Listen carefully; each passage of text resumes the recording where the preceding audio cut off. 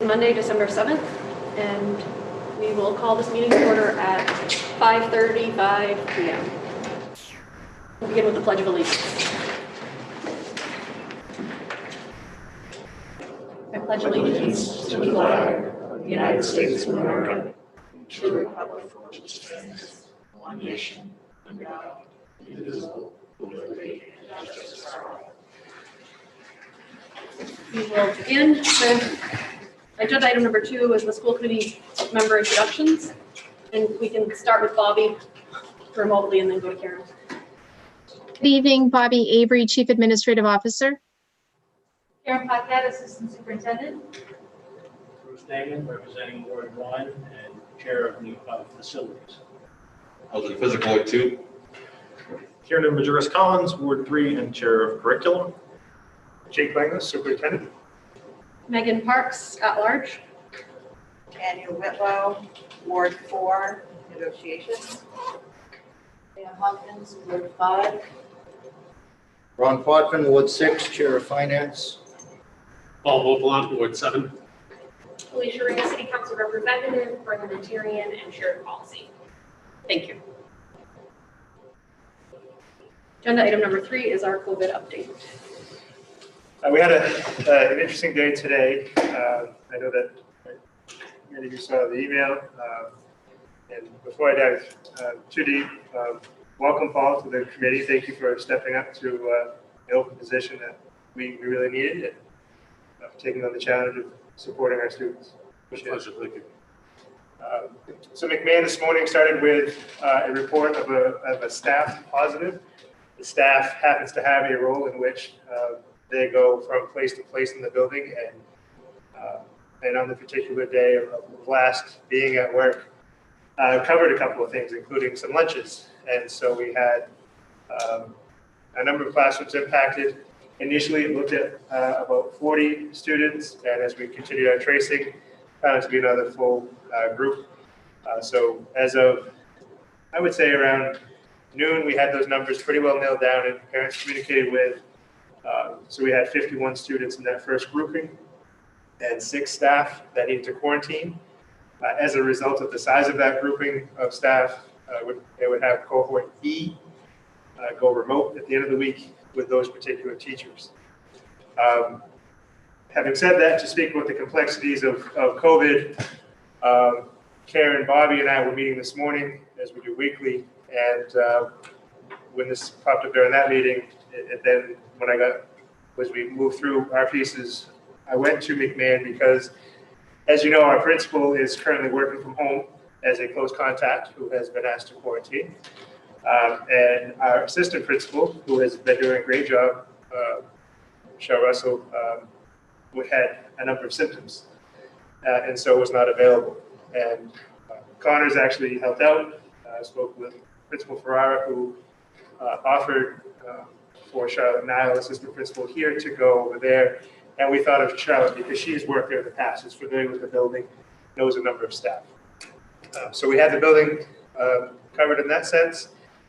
And then when we realized that we had a positive situation and we were going to send kids and staff home as soon as possible, I went to McMahon just to try to help and do what I could. And we see they have a great team there.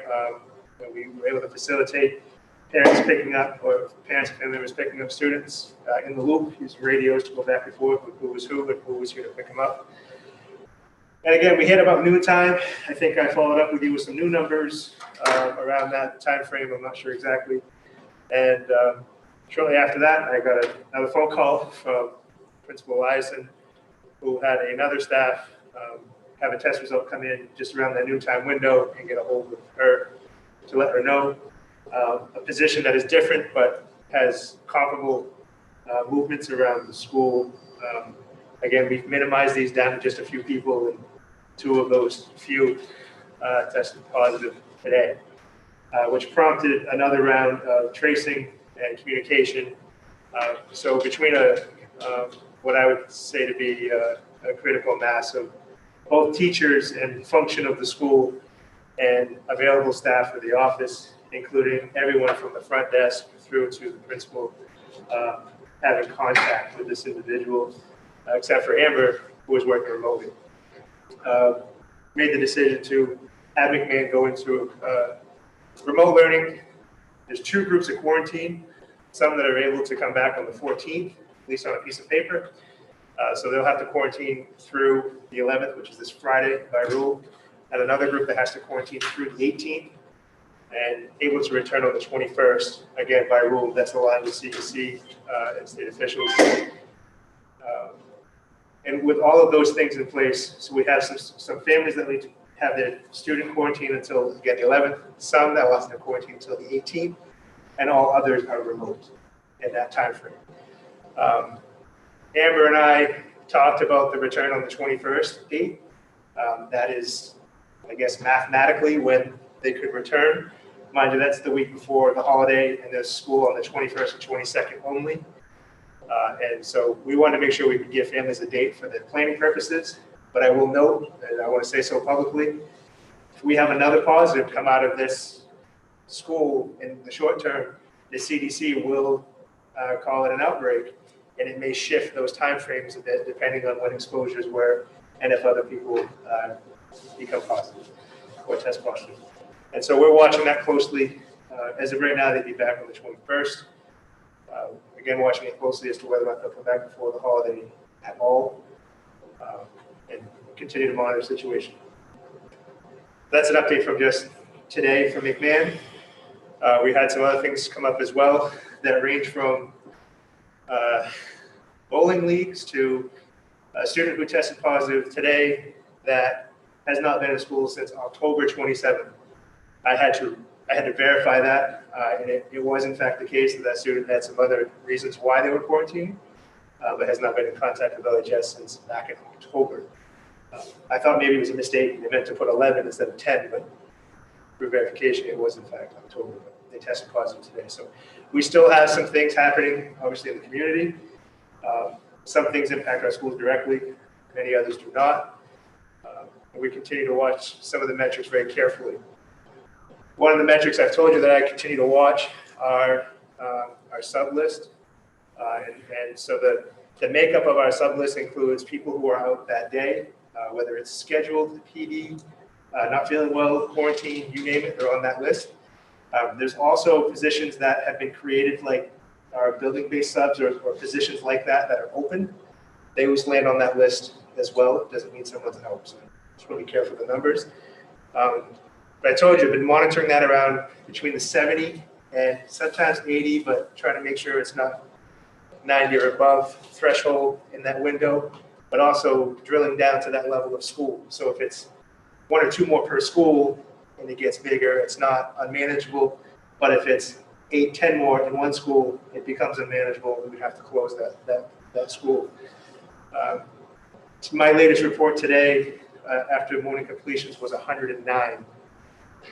And that was before we had our communications with McMahon about 2 positives. We are seeing an uptick in people who are staying home because they have a symptom.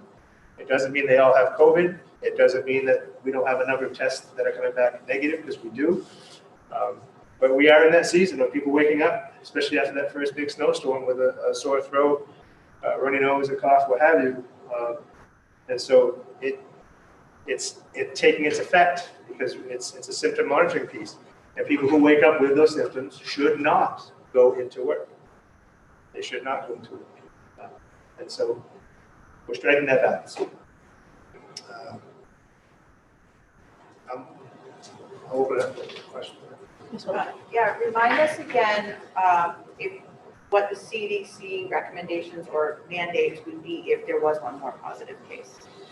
So what happens if you have one more positive case to that site is it gets labeled as an outbreak. And there's a time frame for the 3 positives to be within. Don't know that exactly. I want to say it's a 30-day window. Once you hit 3, if you have any more, it prompts other actions. So when we cross that threshold at the middle school and was it the high school? The high school. It actually triggered what happens next, more so than what do you do right now. The what do you do right now more or less stays the same, but the way in which they trace it becomes more aggressive. You get a dedicated dedicated staff from the CDC to help and follow that. I will say that some of the regulations changed on Friday. It was announced that as of Friday at 4 p.m., if you tested positive, your quarantine window for close contacts became a 10-day window instead of 14. So we're adjusting that language, but nothing from before Friday at 4 o'clock. So if you were told Friday at 3 o'clock you had to quarantine, that was a 14-day window. If you were told that 4:01, it became a 10-day window, and we're following those rules. But if we do get declared an outbreak, it does intensify people who are very specifically familiar with the school, who's positive, the tracing. It puts it, I would say, under a microscope in a good way so that we don't have community spread. So it's not saying that necessarily we have to close the whole district or anything like that? No, nothing like that. Possibly, but. No, actually, the high school and the middle school were designated as outbreak sites because of the criteria. Right. And the middle school was being released from that outbreak status the day of the one that happened last week on their team with that smaller group. When I spoke to the officials of the state, we had just finished a report to release you from that more close supervision. But it doesn't. We still follow all the same rules as far as I can see. They can tell us to close the school. We have not had that conversation, but I also think part of that is because we have been willing to take extra steps and close schools when it's spiking. Ms. Wright. So something that came up today that I'm still not sure I'm understanding. Someone's identified and has to quarantine in the staff. So if they are not experiencing symptoms, are they able to work? Yes, they can work from home remotely. Okay. Yep, so long as we can figure that out. And in most cases, we have been able to. Okay. If they are experiencing symptoms, they can use PTO for like a 6 day. So if they're experiencing symptoms but they're working remote, they could actually still choose to work. Okay. Depends on how well they feel. If they're not feeling well enough to work, or we don't have that option and they're under quarantine, Bobby and her team kick in because they're covered. What do you mean if you don't have that option? For quarantine? Yeah. Well, if you're quarantined, even if we don't have work, if you've been told to quarantine, you're covered by law. Okay. Yep. Okay. And then this group approved in September to make sure, even if we have certain crossroads because of COVID, which this would be because of COVID. So hypothetically, let's say I'm an ed tech, and McMahon goes into remote teaching and learning, and you don't have work for me. It was the decision of this school committee, because that was caused by COVID, specifically, that we would help close that gap. Okay, I feel like that knowledge left my brain at some point this semester. Okay, so people who by their own symptom checking or whatever it is are still able to work remotely and are still able to be paid for their time without using their time bank. As long as it's connected specifically to. So I'll give you one example that would be a no until. So let's say I woke up this morning with a headache and I just said, you know what, I need a COVID test. Yep. My PCP didn't tell me to. I don't really have enough symptoms to go have one, but I can still go get one. And I know me and I can choose to do that. Well, if I go get tested and say, hey, look, I'm not going to come back to work until I know what my result is. Let's say that's 4 days. In that 4-day window, I've made a personal choice. But if I test positive, HR takes care of that backwards. Okay. For them to process that. Any other comments, questions? Mr. Majerus-Collins. Yeah, so I guess I'll just ask a follow-up on that and switch over to a broader conversation. Doesn't the incentive structure that you just laid out suggest that you might be incentivizing people who are waiting on a COVID test and experiencing mild symptoms to still come to work? No, because they can work remotely in most cases. Or many cases. Oh, okay. For folks who can't work remotely, can we look into finding a way to not create an incentive structure to have them coming into school on marginal days? Well, I mean, they're under direction to not do that. Right, but I guess my question is, you know, a lot of times when we're talking about, you know, our entire system, whatever its wisdom is predicated on the idea that people are going to be making personal evaluations, both students and staff, prior to coming to a building as to whether they're feeling well enough to come to school. And obviously that's not like a light switch, that's a gradient of how well someone is feeling.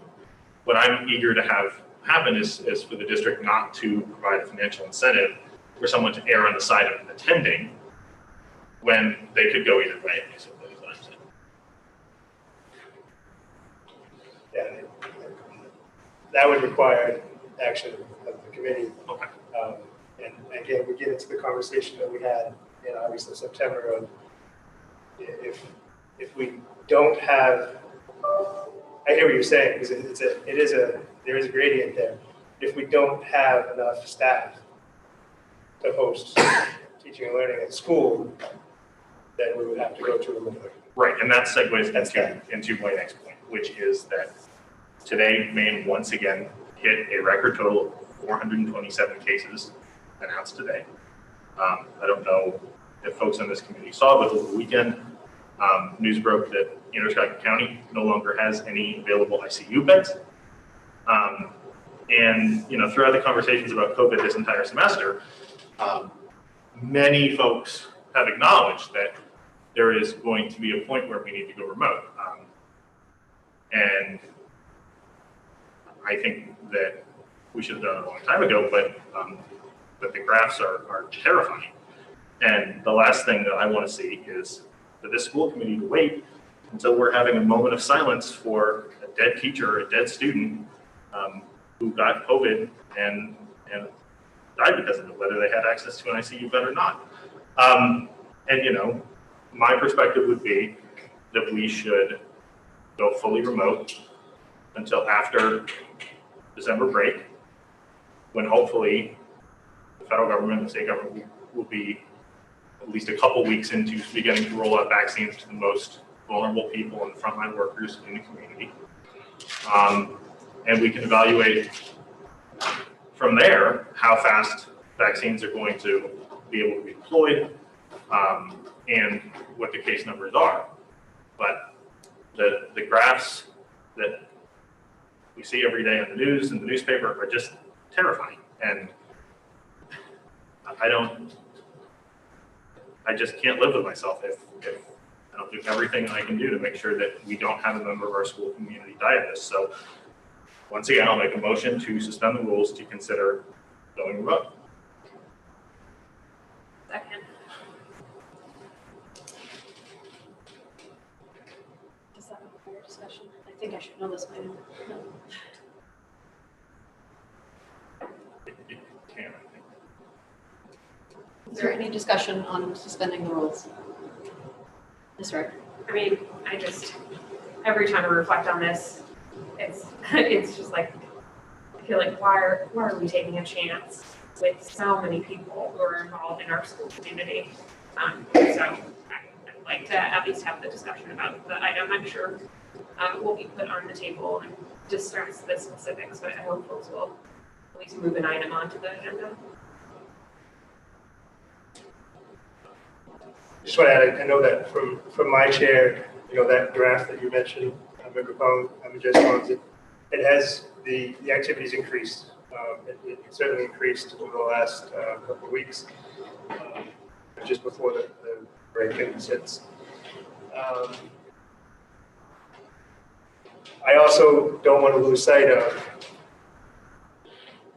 there is a heavy burden here from a public health and wellness perspective, and also from the value of the learning that we do have happening in person, that most educators I talk to, most kids that I talk to, and most parents I'm hearing from, that's the only piece of this that's really working. That the remote pieces are really a struggle. That's not unique to Lewiston, that's nationwide. Studies are starting to pop up, as I shared before. So it is that difficult balance. And I won't deny your input by any stretch. It is that difficult balance between the value and power of teaching and learning in person and public health and wellness. Any further discussion? We're gonna have a discussion after we vote on it, right? This is just to suspend the vote. So I suspend Saying, the rules, if the sorry. rules get suspended, we're gonna have this discussion. And then we'll have the discussion on the motion, right? yeah, I just wanted to clarify that through the chair to the parliamentarian, this is a motion to have a more complete discussion on whatever I put forward next. And voting for the motion does not necessarily commit someone to voting to suspend, voting to actually close the schools. Yeah, it's just to add an So right now, we're just voting to suspend the rules and add a discussion. Is that clear to everyone? Okay. Ward 1? No. 2? No. 3? Yes, 4? No. 5? Yes. 6? No. 7? Yes. Ms. Wright? yes. No.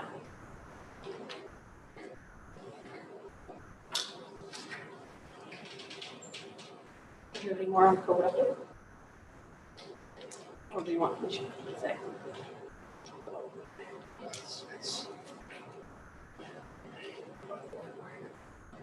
5-4, motion fails. Is there any further discussion on the COVID update or questions for the superintendent? Mr. Kuzak? Just for the public's sake, can you go into what the CDC looks at when they color code? Because there's some counties that are got a lot of cases and they're in green. Lewiston County, we have a lot of cases were in yellow. Seems to be some kind of discrepancy when we look at numbers. Because you tell me what goes into the county deciding, well, what the government decides on what color code we're going to be. So I will do my best. This is a conversation that I've had ongoing with some others, but it's nearest metric I can tell is a percentage of those testing positive as one of the metrics, but one of the key metrics for whether or not a county is designated as yellow or green. Here's where that becomes a challenge or problematic. In some areas, there are a lot more tests given. And there's a debate between if you give more tests, but you have just as many positives as someone who gives less tests, you have a smaller percentage of people test positive, of course. The other argument is we gave more tests, so we're able to find more people that are positive. This got really challenged last Friday when the color code system came out by a number of people who are knowingly aware of it. If you go to the maps, you can see counties where the number of positives for that time frame were significantly higher than others. And I'm not saying that Amsterdam shouldn't be yellow, but there were some that were green that many people who have been tracking the system thought would be yellow. And the only rationale that, again, some have come up with is that these are places where they test a whole lot more people. And so it kind of plays with the metric of percentage of positive.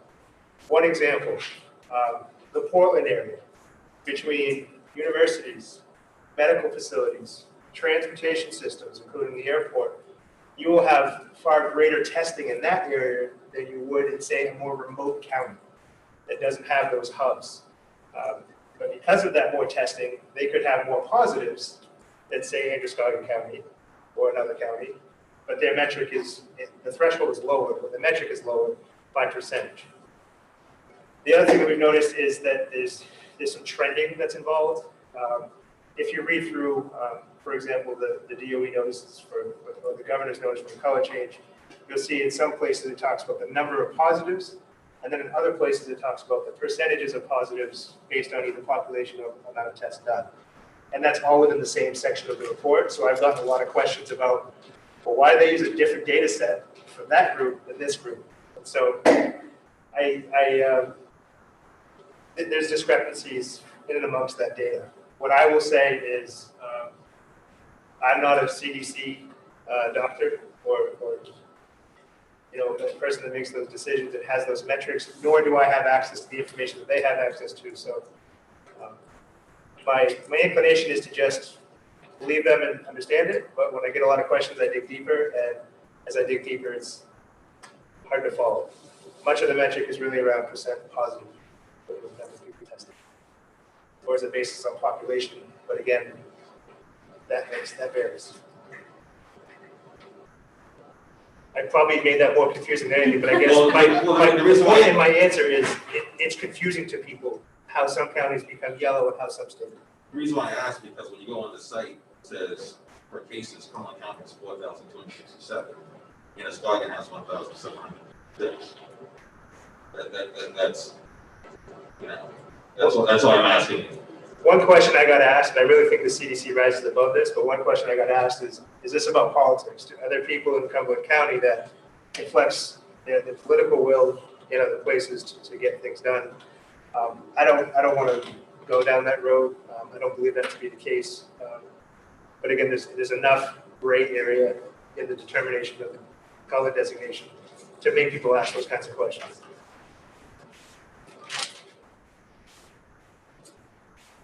Ms. Wright? It just begs the question at this point. I mean, normally the Herculean efforts that all the staff are going through, you know, make the cookies or send the pizza or do something to show our appreciation for slogging through this and continuing to report work and do so and doing the best that they can. How else can we be supporting that group? Talk about the CDC? No, the staff Teachers and for staff. LPS. Oh.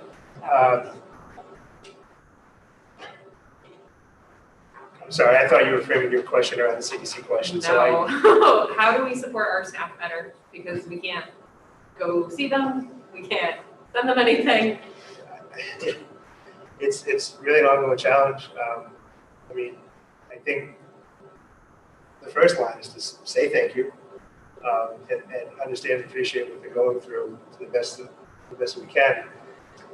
We have had different buildings do some different things, but again, it's hard because so many things that we have done in the past to recognize and celebrate people are against the rules, especially in our bigger schools.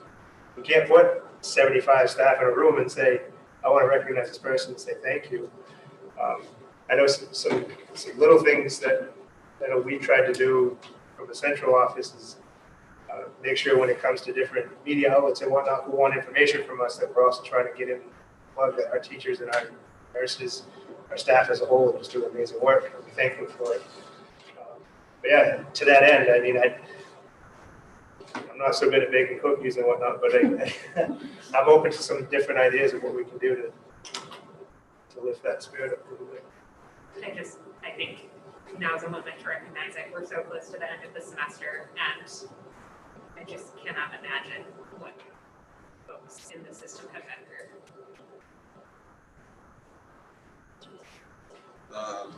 So like, where are we at with like long-term solutions regards to improving education and teacher workload? Where are we at with that? I emailed a few teachers to touch base because I haven't heard anything.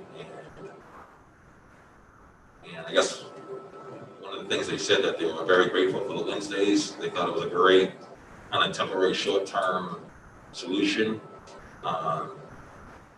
They didn't really care for it as a long-term solution. And they said, you know, other than that, nothing's changed. I just, obviously, I know you've held meetings and stuff, so I just want to see what specifically is getting looked at.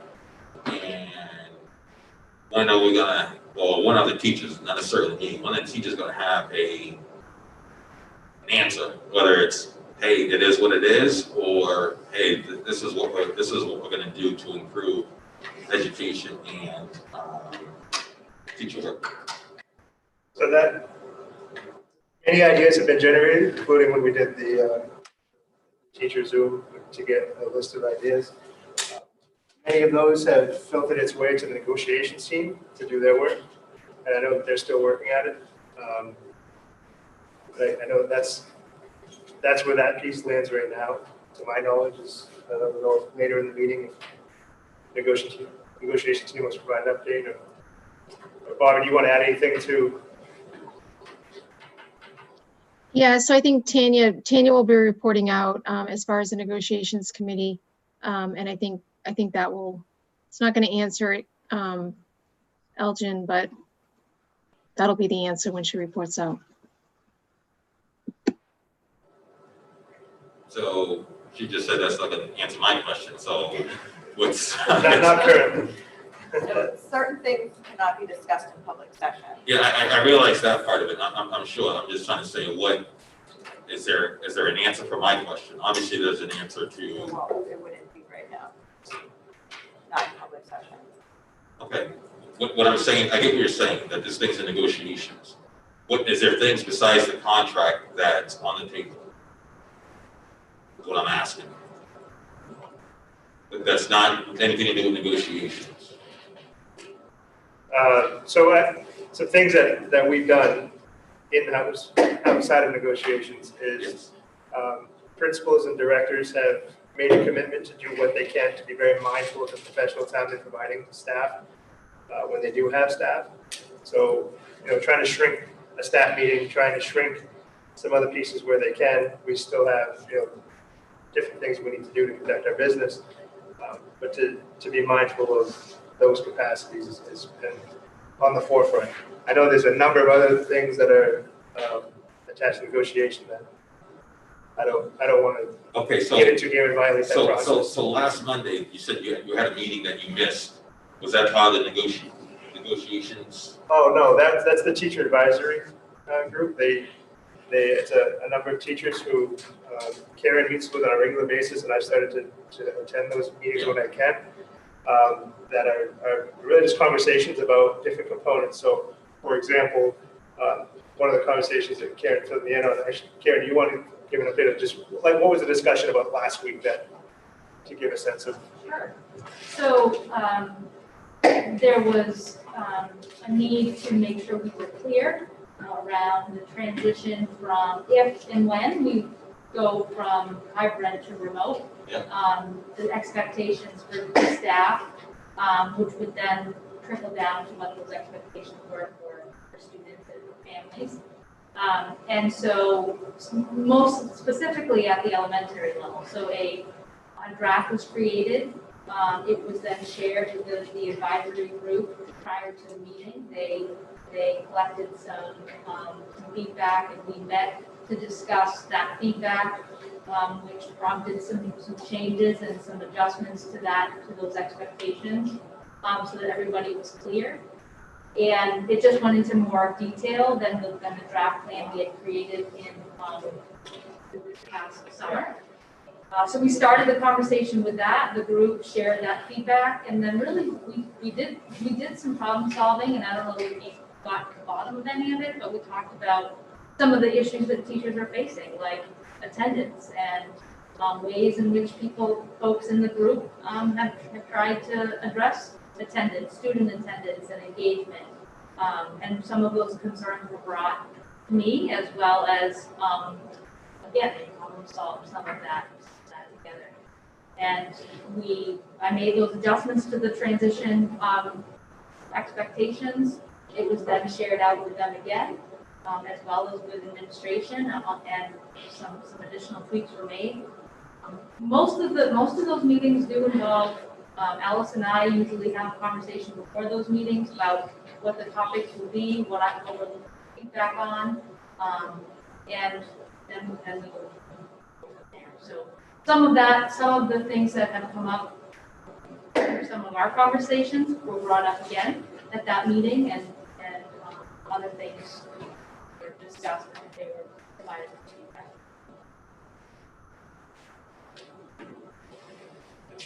Any further discussion?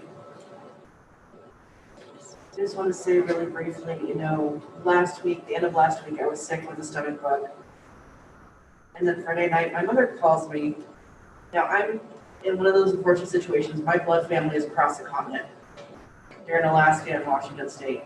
And my mother called me to let me know that she has been diagnosed with COVID. That makes my mother, my father, and my sister. The stress of this situation should not be overlooked. If it's not affecting you directly, it's affecting you indirectly.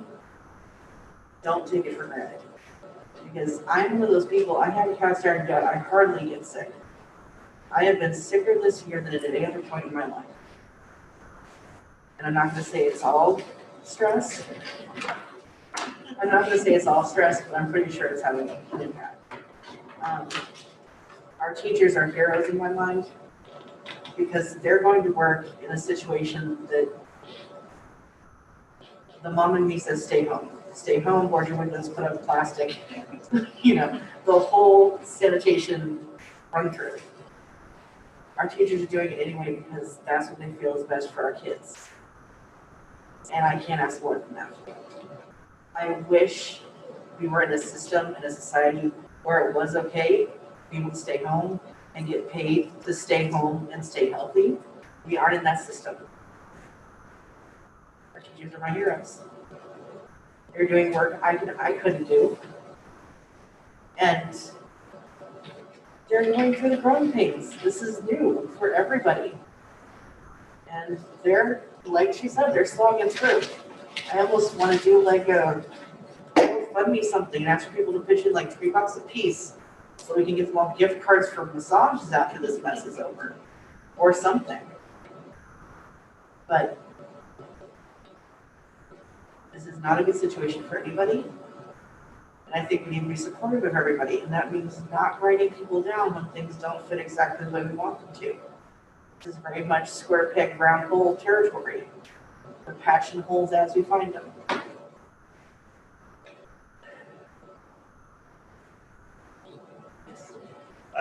Bobby, just building off what Linnea just shared, I know you had a meeting recently to talk about wellness and some different options. Could you provide an update on that from the committee? Oh, yeah, I'd love to.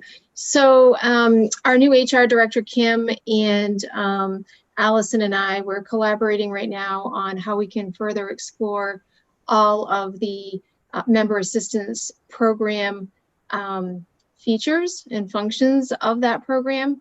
And so we've met twice. We're creating a newsletter. It's going to be a joint newsletter that will highlight different components of the member assistance program. So the first newsletter will be a focus on wellness, and there's a mental health component to that, but not everybody subscribes to mental health. So wellness could be defined in many different ways, and so we're honoring all definitions of what wellness means in our newsletter. And we're going to do this every couple of weeks, where we'll highlight another service that the member assistance program offers to our employees. And the really great thing is that it's all, it's very private. You know, we as the employer have no oversight of that program, meaning that we can't run reports and see who's accessing what. It's very confidential. And there's so many wonderful, fabulous resources in the member assistance program that most of us don't know what they are. So we're going to do kind of like a PSA just to let our staff know what that's all about and what's available to them. And we're really excited about it.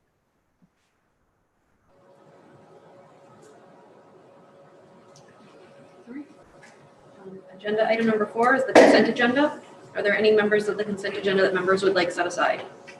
Ms. Whitlow. The minutes from November 30th. Anyone else? Seeing no other, the consent agenda. Oh, sorry. It was in the personnel agenda. Position we created in freshman boys basketball coach at LPS. And circumstances when MPA was done as far as all other sports and stuff.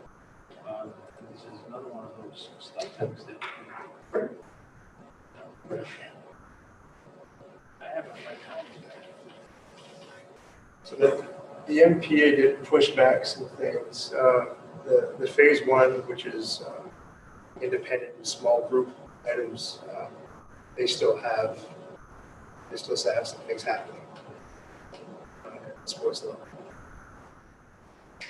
So there's no competitions or anything of that nature. So there's no competition that we need a freshman boys coach. There's still practices and stuff like that. Right now, they're about to go into, of course, the county designation plays into this as well.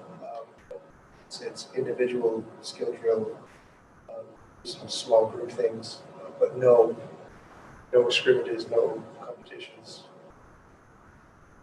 Not until January. early January. I make a report.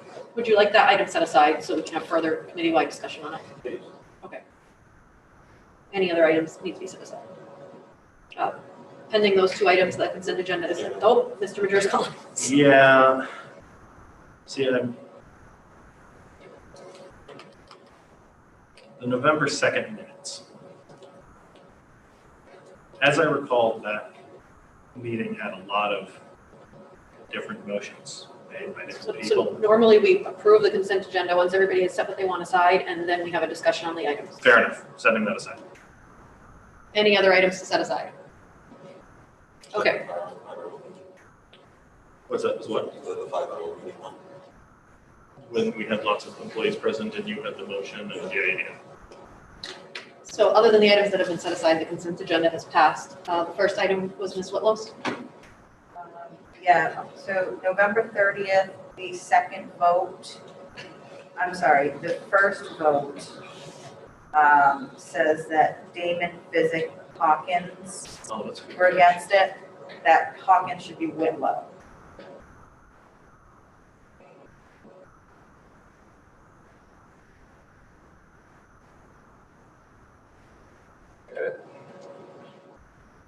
Mr. Damon, did you want to further discuss? I just, we talked about these stipends, these positions in the past, I don't feel like I just really have a hard time with the sheer number of stipends that we have. The position of work is probably not going to get that. I'm sure this man has his heart's in the right place and the kids, but still talking about how do we manage fiscally the budget that we have to work with? And we have these positions that really are just not, they're just in name only and that nothing is happening. I have a hard time.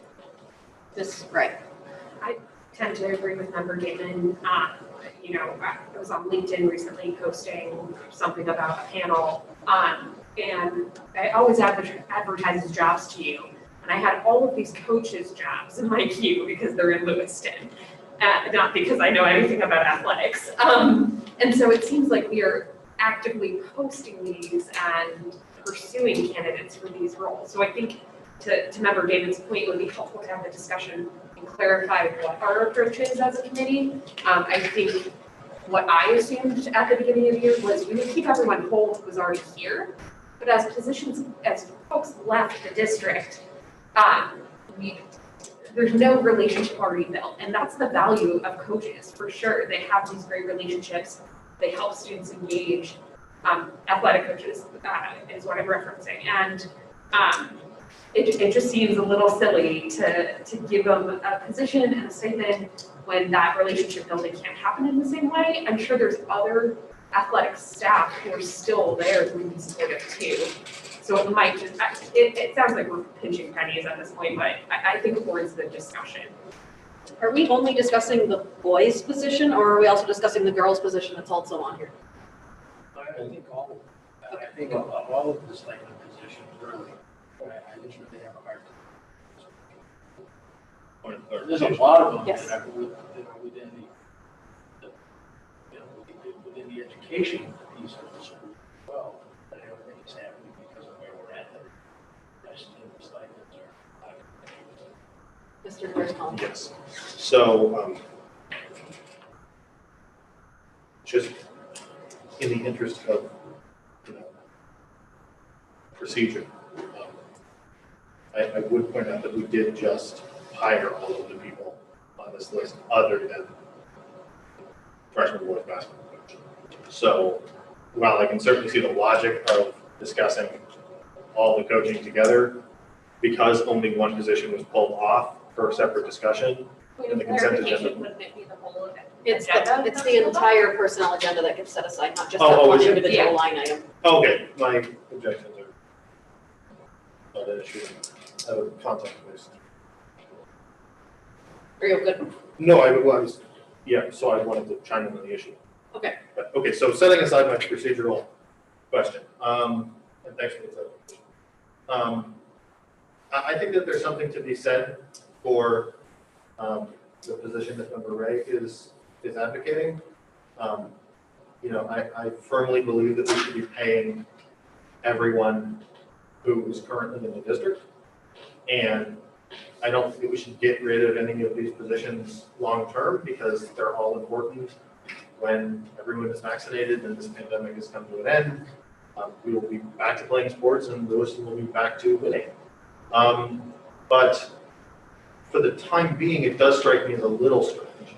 I mean, I'm not so worried about it, and I think that there is merit. I'm going to vote for it, but I also do wonder if the district has at least thought about whether those funds would be better used in another spot during this particular moment, with an understanding that you can't reallocate them to something that's an ongoing expense because we're going to need a freshman basketball coach next year, and we may need them this year. So, Mr. Kinsey. So someone who actually has been a freshman boys basketball coach, first of all, we don't know, even though our season's in the winter, it's an all year thing. And I would probably say more than likely the candidate they're looking at is probably someone who's been there, probably working this summer, that's currently been working with the varsity coach now. And I get what you're saying. If I was here back in the springtime and voting positions, I probably would have said we should shrink them a little bit as money goes. But I think, this person's probably already been working with the school and already been making a positive influence on our kids. And I just think that's one of the valuable things that, at this point, I think we're almost just penny pension. So that's my view. Can you speak to what would happen if we did not approve this? Would the kids not be able to be involved at all in basketball? Essentially, because you've got numbers. So one of these positions is a middle school coaching position, and one of them is a freshman basketball coach at the high school. I guess I would have a couple of asks. One of them would be to, if we want to discuss this matter, that we invite Mr. Fuller into the conversation so that he can contribute. He's the most knowledgeable about it.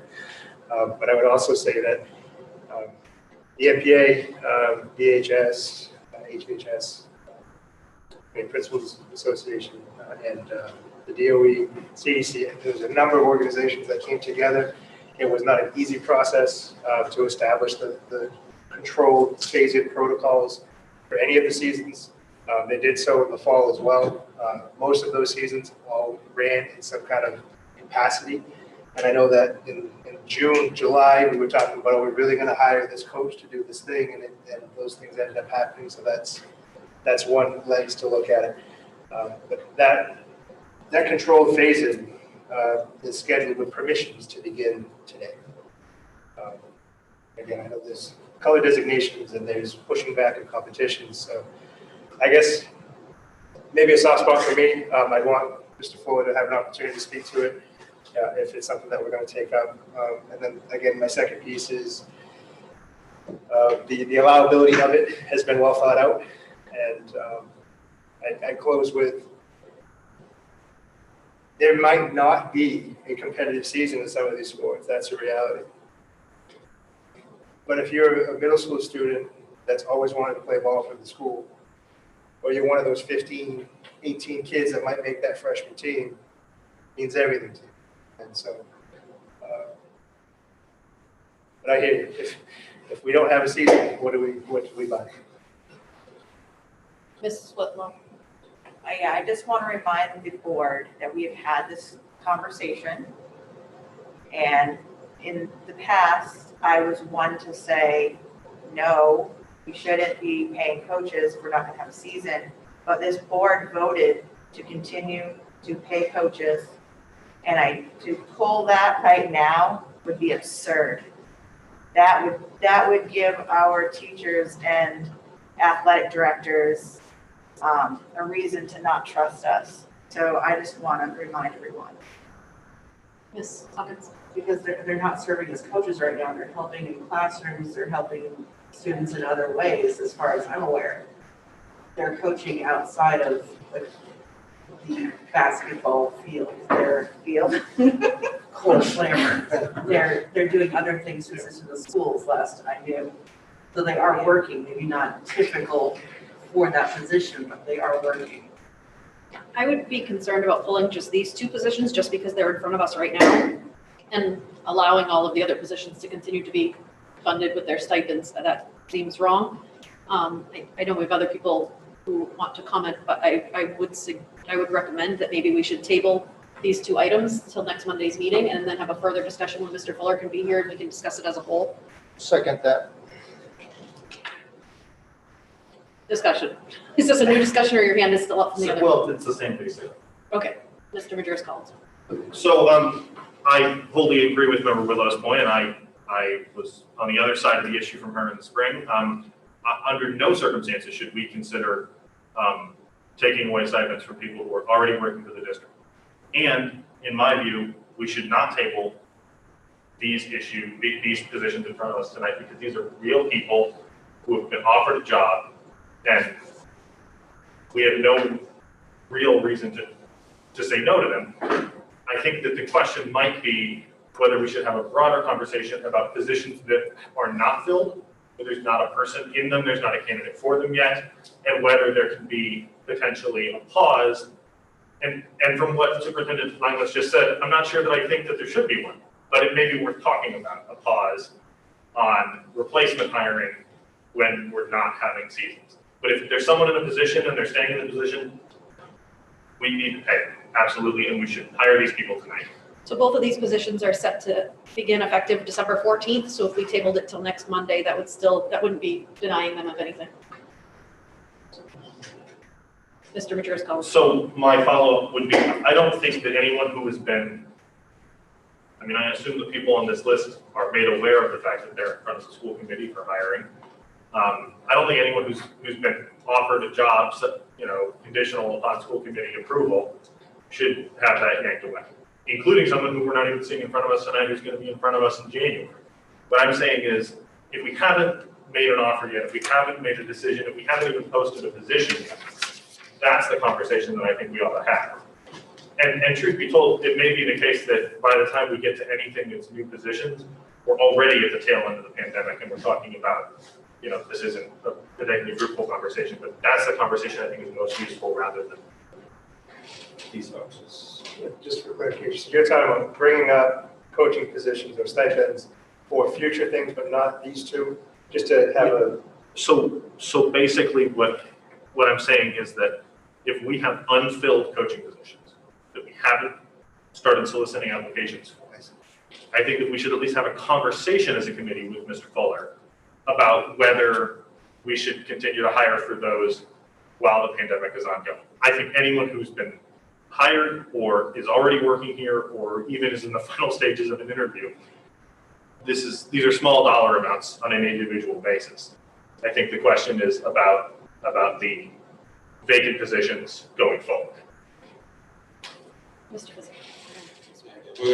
We're gonna table it and bring Mr. Fuller, but ask that you bring it on the term numbers of the person coach and what impact it would affect for him. I know that just because someone's a freshman coach, freshman coach is involved in the whole program, not just freshman. And as a freshman coach, I would get calls to mentor kids or kids in a tough spot. As a coach, you're on call 24/7, 365. And I know the coach that's on there, and I know, he's been around some of the kids that are in our program. He's been as a mentor. So I get the point of, the fact that, hey, it's a freshman coach, but a freshman coach is just more than a freshman coach. Ms. Rick. Thank you so much. I would urge my colleagues, especially those making the tabling motion, to not penalize anyone in this group on this amended personnel agenda because, it caught our eye at this point in time. I think the result I would like to see is to hear from Mr. Fuller a strategy around how many vacancies he has in his department, where they are, and what are the most critical needs. To Mr. Physic's point, there are, or even to Mr. Langlis's point, having head coaches, great, awesome, very helpful, especially in continuing to keep our students engaged. But if there's an assistant coach position that's vacant and not going to be filled, can we just hold off on that until they come around to next academic year, that sort of thing? So I just want to hear a strategy from him, some actual numbers. These positions being on this agenda sparks that thought for Mr. Damon, and I'm glad he raised it. And I definitely agree, or it's a conversation, but I don't think we should hold up any or all of these elections. Mr. Button. So I got two comments. One's on the athletic positions, the other one's on the personnel agenda as a whole. So right now, we're just discussing on the the athletic. motion to table. That's all we're discussing right now. So I would definitely totally agree with what Mr. Damon has stated. We kind of need clarification on what the justification is to fill these positions. I mean, regardless of whether there's a name there or not, I mean, we have the responsibility to not move forward unless we got a reason to do so. And I fail to see the reason to do so at this point. And I think we need the clarification from Mr. Fuller. So I think I would wholeheartedly want to support taking that up in whole next week. I just think, I guess I want all things. I appreciate the idea of moving forward with these two, so these seasons can get going, because whether they can compete with others or not, they do have permission to grow and develop with their coaches this season, but also to talk about what is that vision moving forward. The MPA has shown and demonstrated, I would say since last summer, a willingness to keep finding ways to allow kids to participate. In football, it was a flag league that was 7-on-7, and different sports, it became different numbers, and who you could play shrunk, so you weren't traveling so far, things of that nature. But I think looking forward, whether we table it or not with these two positions, I do think we need some direction, but I also want to share that I think the direction from the MPA has been to gather and find the safest possible ways to do these things and to find ways to let the kids play. And so I haven't seen the sports come off the table. There's a lot of talk about it because it's such a heavy, important thing, but they haven't removed sports large in part. Ms. Whitlow. Yeah, I mean, I'm just gonna reiterate that I would be very disappointed if we tabled this. This board has shown support for sports since June, when we had this big discussion, and I'd love to. Since March, really. Well, no, but we had like a really big discussion where Fuller came, and it was serious, and we supported it as a board. And so I'm just a little stunned right now that we're even. I think a bigger conversation needs to be had. Yes, Mr. Damon has a good point, but I think pulling anything or not or tabling something right now is just it seems a bit silly. But I mean, do what you need to do. But we've had this conversation. We've given the go ahead for the athletics department to continue. I mean, I played basketball. It's not just playing games. It's practicing your skills, your dribbling, there's so much of that goes on. There's still something going on. And why could we have the football but not the basketball? We had the track, but so that's not fair. I think this should just pass. It was discussed in March. I know it was heavy on high school sports, but whether or not we were going to stipend spring sports, because we didn't know what tomorrow was going to be in March. And then certainly heavy in June around ongoing positions because there was questions as to what does a varsity coach do in the summer for a fall sport? And Mr. Fuller came in and really, I think, well, as via Zoom, I believe, but really expressed the dynamics of the role of the job and what people give of themselves to the kids, even off season. Point of clarification, the discussion we had, I seem to remember was segmented in that, we were looking at existing employees, giving them that stipend and focusing first on the spring and then to revisit in the fall, when we had knowledge of what was happening. And I think there was, if I remember right, I don't know if you look it up, the parliamentarian, that, we needed to see how this was going to progress. And since then, we've seems so much more than what we had to work with in March. And I think it's worthy to have this conversation again, just because of everything that's happening, not just with the sports, but in general with COVID. So I think, you know, I don't remember anything about future positions. I just remember people that are actually working, doing the job. And that was my understanding. Yeah, my only thing was that the NPA hasn't stopped sports larger part. There's been a handful of sports that they've really put a lot of brakes on, but there's others that they have not. So I think that from Jason's perspective, the sports are still happening. Those groups are still building teams. But I do think it warrants a conversation. Can I ask for some clarification from the parliamentarian? So this item is set aside, the entire personnel agenda. Yeah. But we're kind of focusing on these two positions. So what I had said was setting aside these two positions till next Monday when we can have a more thorough discussion about coaching, all of this as a whole. Your motion to table was just for those two positions? Right. So is that an allowed motion? Can I break it down that much? Yeah, it's a subsidiary motion, so you could, and you did make it, and you do have a second on it. I think, you know, we'll have to take them as two separate issues. If the motion to table fails, then we are returned to the personnel agenda as it's presented in the packet. And then we vote on that.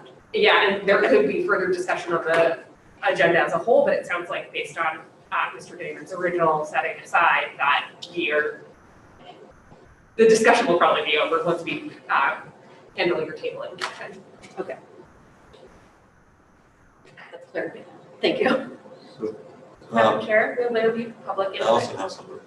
Oh, yes. Yes. Sorry, you're behind me. I don't want to wait.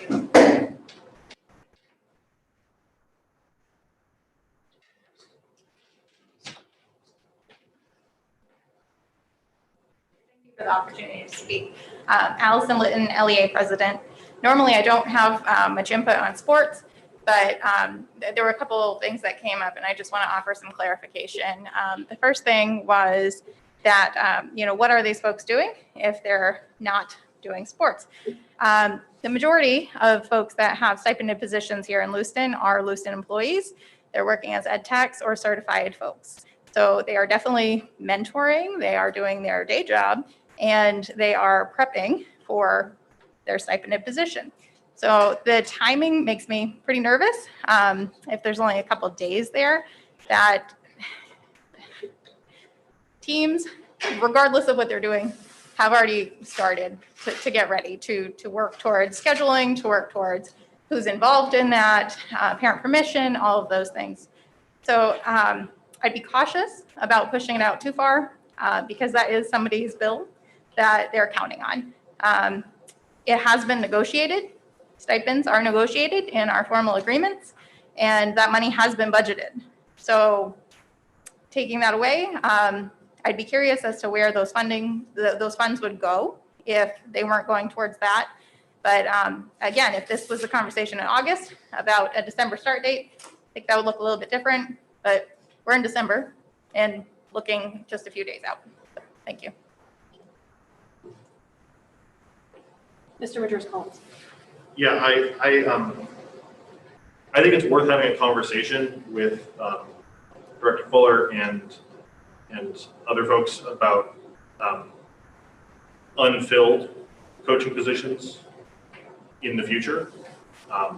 And I don't know truthfully which way I would go on that. I would want to hear from them before I made up my mind, but I strongly urge everybody to vote against this tabling motion and to hire these folks now for many of the reasons that have been stated. I would like to clarify that my motion to table these two items wasn't because I disagree with our coaches receiving the stipend, or that I don't even necessarily think that we should limit the stipends for coaches in the future because or pull down the postings for them, because we have to plan ahead. Anything can change at any time. And if we're going to have a season that's 2 or 3 months out, then we should be looking for people to fill those positions if they're open now as a just in case. I think that maybe there should be a discussion around if that just in case conversation happens when people are offered positions, but I don't necessarily think that we should remove all of those postings. My concern was just that the potential that this entire personnel agenda might not pass because of those two positions. And that's the only reason I suggested tabling those two specifically. But if the board as a whole feels like the entire personnel agenda will pass as is, I would support removing my motion and moving forward with that. I just don't want the entire thing to fail for those two positions if further discussion is warranted. But you took them out. Our tabling is the two positions. Right. That's the whole agenda. So I'm saying if the board feels like the entire thing will pass, then I would remove my motion. To That would table. require a vote to figure it out, right? It just, it seems, I'm getting us, okay, yes. Can we vote I on would the just motion? recommend we move forward with the tabling motion and Okay. vote on it. All right. Any further discussion? Board 1, Yes. 2, No. 3, No, 4, No, 5, No. 6, Yes. 7. No. Ms. Ray? No? Yes.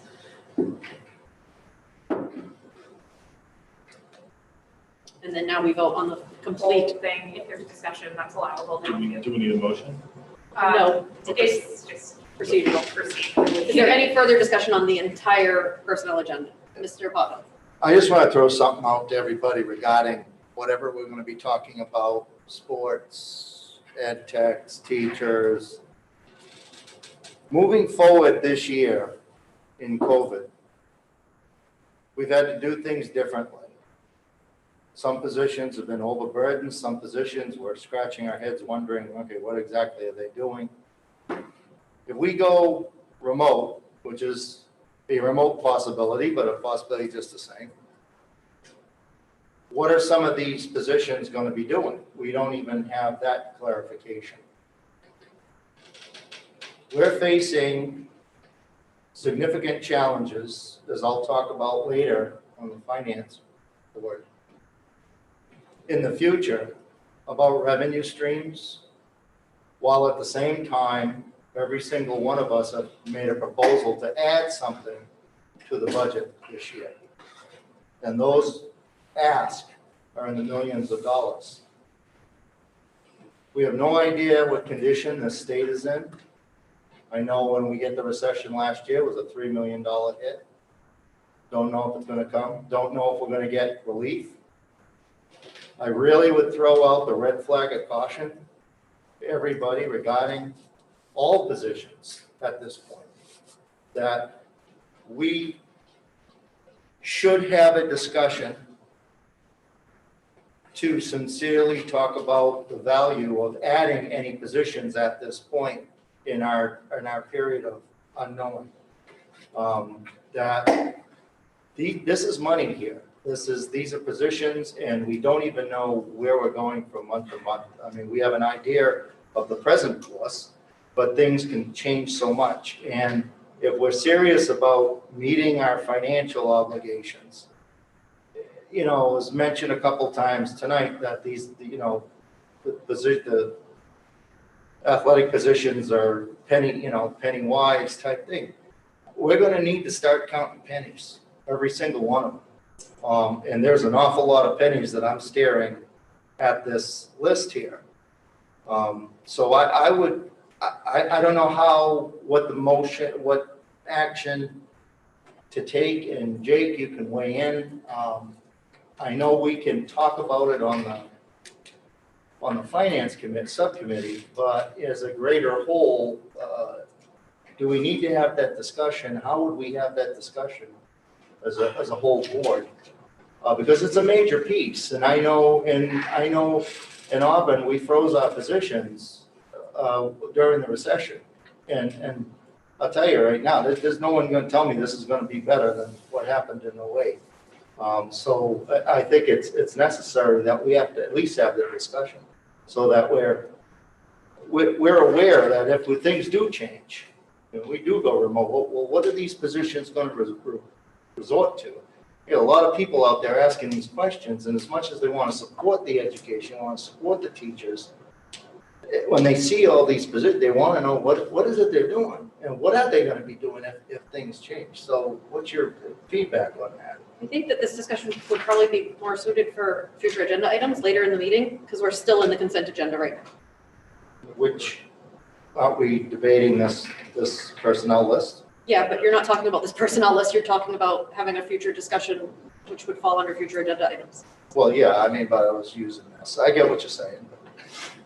Yes. Yeah, I mean, Member Potvin's perspective is a perspective. I think that we should hire the people who are in front of us. And I look forward to hearing from the Finance Committee about more details about what we're facing. Any further discussion on the personnel agenda? Ward 1, 2, Yes. 3, Yes. 4, Yes. 5, Yes. 6, No. 7. Yes. Ms. Ray? Yes? Yes. 7-2 passes. Thank you. Agenda item number 5 is public input. Mem- We still have the 11-2. Oh, sorry. Yeah. Go ahead. I guess I know that there are things wrong in here, but I don't know exactly what to change to make them right, if that makes sense. We should table the minutes until they're corrected. Yes, I guess that's I move to hold minutes until they're correct. I'll second that then. Other recommendations on that, and the reason I say that is procedurally, I think that meeting wasn't the cleanest. And even going back to watch video to correct my own notes, to get revisions in, it was a challenge, so I'm open to corrections.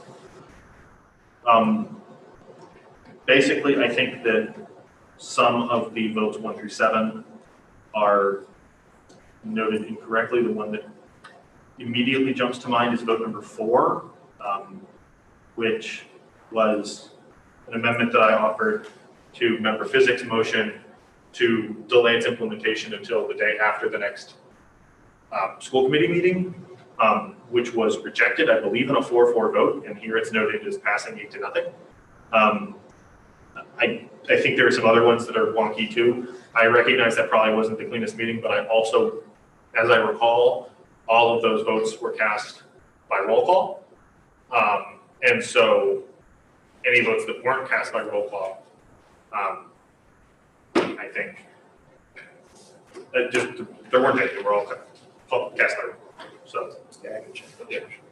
If you have the opportunity, Mr. Majerus Collins, to review it and maybe make some notes and give some recommendations to the superintendent, that might be helpful. I will absolutely do that if I have the opportunity. Okay, I thank hope that I do. Would help if I had some clarification. I haven't read these in depth. I pretty much know it was get rid of professional development temporarily, get rid of Google Classroom until I backed off the pacing Yes. guideline and said maybe we should review. I'm still kind of waiting for an answer. I don't know if that's a negotiations thing or not. Well, like, as an example, I think, and I'll try to check the video, but I think that vote number 5, motion to withdraw, motion number 3 regarding the review of the pacing guide, like you just mentioned, Member Dizzy, was not a vote at all. It was just a friendly amendment agreed to by Member Physic and Member Potvin as the person who made the motion and the second. Okay, so we're gonna leave this one set aside until we can review it and revisit it. Okay. And that does not require a vote? No, it's a motion to postpone until a certain time, so it would require a vote. Okay. Is somebody going to make that motion? It's already been made. Made and seconded. Okay. If I could just suggest, in terms of how procedurally messy some of these things can get, it's helpful, too, for the record. I know Superintendent Lewis keeps track on their notes, but I think at the end of each vote, it's helpful to call that vote and announce 4 or 5 and the dissenting members. And I realize this is getting even more complicated, but in preparing agendas and preparing motion sheets, it might be helpful for the superintendent to undertake having everyone's name and being able to do a check mark or an X and being able to refer to those later, because I think, and then you could pass them off to Sue even, I mean, so just trying to make your life easier.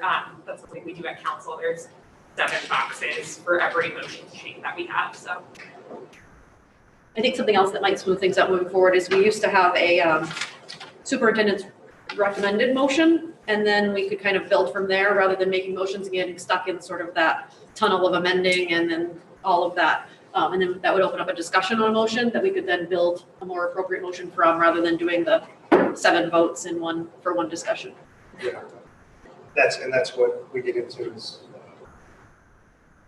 Yeah, so I think we could stay out of those weeds a little bit more if we just started with a recommended motion.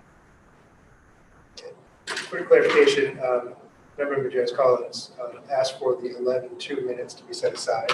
Yes. I didn't, there was no need for a second on that.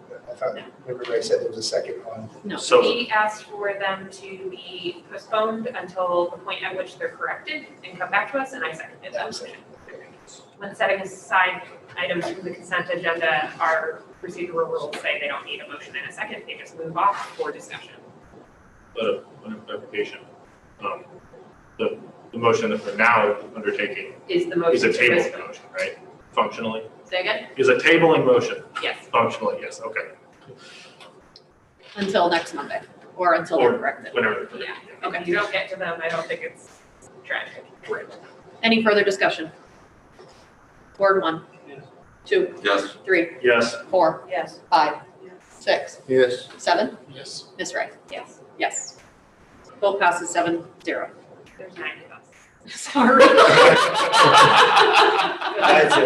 Yes, 9-0. Thank you. We're doing great. Now we're on agenda item number 5, which is public input. Members of the public may address the school committee for up to 3 minutes on non-agenda items now or on agenda items later. Comments that pertain to staff, personal matters, or a student issue should be directed to the superintendent or the appropriate staff member of Lewiston Public Schools. Public comments shall be directed to the school committee and be brief, not repetitive, and related to the matter at hand. Before starting, please state your name, address, and/or affiliation to Lewiston Public Schools. Are there any live members of the public that would like to speak? Are there any attendees? None of them have their hands raised? Oh, now they're going up, okay. So, you got, people, no one said they both got the last name. No, it's not giving me the offer, it's not allowing me to. Okay.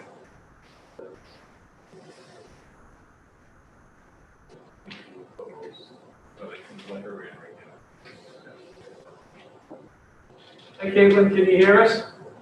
I can. Can you hear? Hi. Hi, my name is Caitlin Urgis. I am Director of Student Services at the high school. And I just wanted to take a moment to say some words of thanks for our school nurses, and specifically tonight, the high school nurse, Missy Gendron. Missy has worked with all of our students at the high school, about 1,500 students, and she's also responsible for all of the LRTC students. So with all of the cases that we have had and the contact tracing, Missy's really been at the center of all of that. And it's a lot of work. It's a lot of work at night and on the weekends.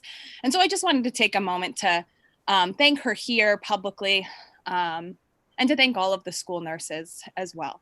It's a lot of work caring for not only the students, but often the staff, the adults in the buildings too. And I'm grateful for that. Thank you. Are there any other members via Zoom that would like to speak?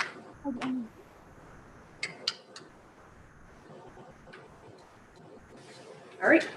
Agenda item number 6, to receive and approve changes to the school committee meeting schedule. So this is just a revisit of this topic. At an earlier meeting, it was agreed to shift our meetings to the first and third Monday of each month. And then upon looking at the calendar, there are several months in which the first and third has a challenge. And this was probably thrown on a time frame 6 weeks ago, not 6 months ago, 6 weeks ago, roughly, when we looked at this. And the advice was to bring this back up at another time. As I looked ahead at the calendar with the holidays coming up, I want to give people a chance to plan, because February is in fact one of those months in which the first and third has a complication. And I'd have to go look, but I think January is as well because of Martin Luther King Jr. Day. And so we have to make a decision on whether we're just going to go 2 and 4 in those months, or 1 and then the next available. There's some flexibility, but Sue put together a draft that you can see in your folder. Mr. Madeiras Collins. I move that we adopt the draft as presented. Second? Yes. Has just- The highlighting. And just for total clarification, the green highlighting would be meetings and the pink highlighting would be holidays, basically? Green Yes. is as scheduled, right? Yeah, green would be the adopted Okay. schedule. Yep, that And one's fine. yes, the pinkish colors there are Vacations and holidays. Right.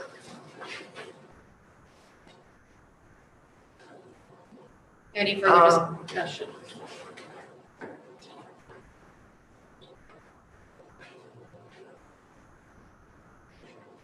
Yeah, I did actually get one question. So in January, it would be the 1st and the 4th rather than the 1st and the 3rd. Yep. In February, it would also be the 1st and the 4th rather than the 1st and the 3rd. And when you get into March and you see a whole bunch, those Budget are season. budget meetings. April would also be 1st and 4th. Yeah. There's only a few months where we'll actually be changing to the 1st and 3rd. Right, that was, Mr. Madeiras Collins. Yeah, I just wanted to, now that I look at this more closely, we have I assume a budget meeting scheduled as March 31st, but no budget meeting on March 29th, which is the Monday. I'm just wondering if we need it'd be the 9th budget meeting in the month of March. Would it be better to have that on a Monday as opposed to a Wednesday? Is there a reason we avoided the 29th, basically? I can check, that may be the meeting with the city. Oh, Do you know that okay. date? Sorry, yet? what is happening? In March is the 31st, the meeting with city council regarding the budget. We don't have our budget schedule yet, but probably. Would that wouldn't be on a Wednesday, though. That would be on a Tuesday. It would be on a Tuesday night. Yeah, so that wouldn't be the 31st. So perhaps that meeting is there That's a little wonky, but because the city meeting is the night before. maybe. Oh, Yes, that's what it is. It's an Oh. in case. That if needed. Okay, great. The budget It might review be- revisions night. Yeah, because there's Okay. nothing on that Monday, so he was asking about why would that be Wednesday, but it could be So the if 30th, needed. the 30th must be when it's going before the city council or planned to go before the city council. And then the 31st would be as needed in case there's any complications. I can let you know as soon as I know. Okay. That's right. Okay. Bobby has her hand up. Oh, sorry, Bobby, go ahead. I think the presentation to the city council, according to the schedule I have, is set for the 22nd. That's a Monday. Yes, yep, that's what the city had sent out. So it's a school committee and city council meeting on the 22nd. Oh, that's probably the joint meeting before it gets presented by the superintendent to the city council? The 29th is. Because we usually have a joint meeting with all of us, and then we have one That's- that's presented at their normal meeting. Yes, that's the joint meeting. Okay. Yeah, I assume there's a reason, I just don't know what it is. And I'm fine with it either way. This layout is really hard to make sense of. Okay, is there any further discussion on the slightly amended meeting schedule? What's the amendment? That wasn't another. Because some of them, they're not all 1st and 3rd. From the last conversation. The last conversation, we were leaving it as is. Some of these have been moved to the 1st and 3rd where it's available. So some of them have changed. Yes. Could I just ask that when, if this is finalized tonight, it be sent to us in via our Google Calendar so we can preserve that time?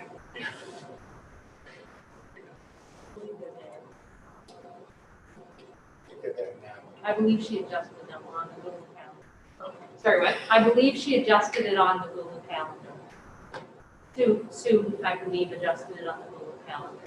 Okay, prior to our approval? Yes, I think she did it to see the, Well, many of them were there before because it was 2nd and 4th. And when we brought 4th, it shifted to 1st and 3rd. Didn't really impact any months until upcoming. It looks like there's only 2, maybe 3 months where it's actually changing. Right.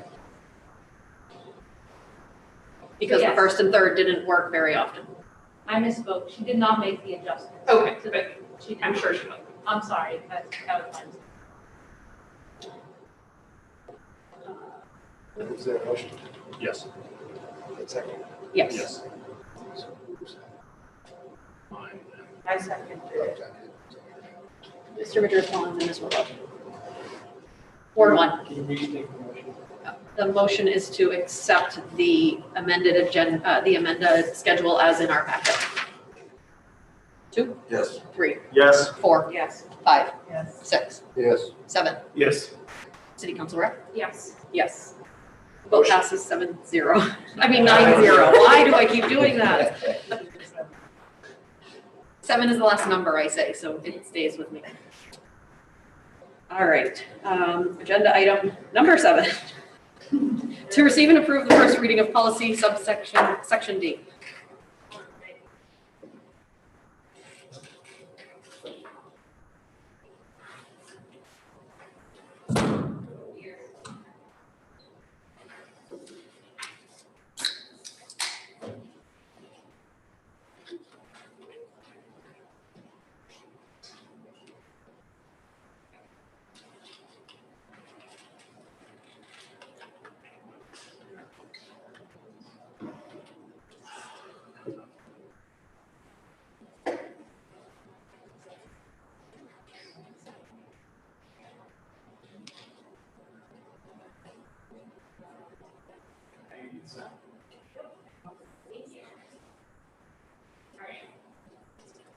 I love the desktop.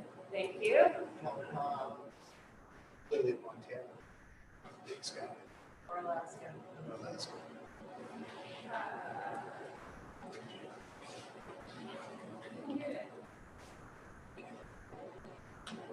Oh, there we go.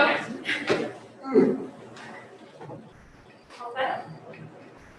Okay, so the policy subcommittee went through and tackled all of section D in a 50-minute period, I feel like. We really jumped through it.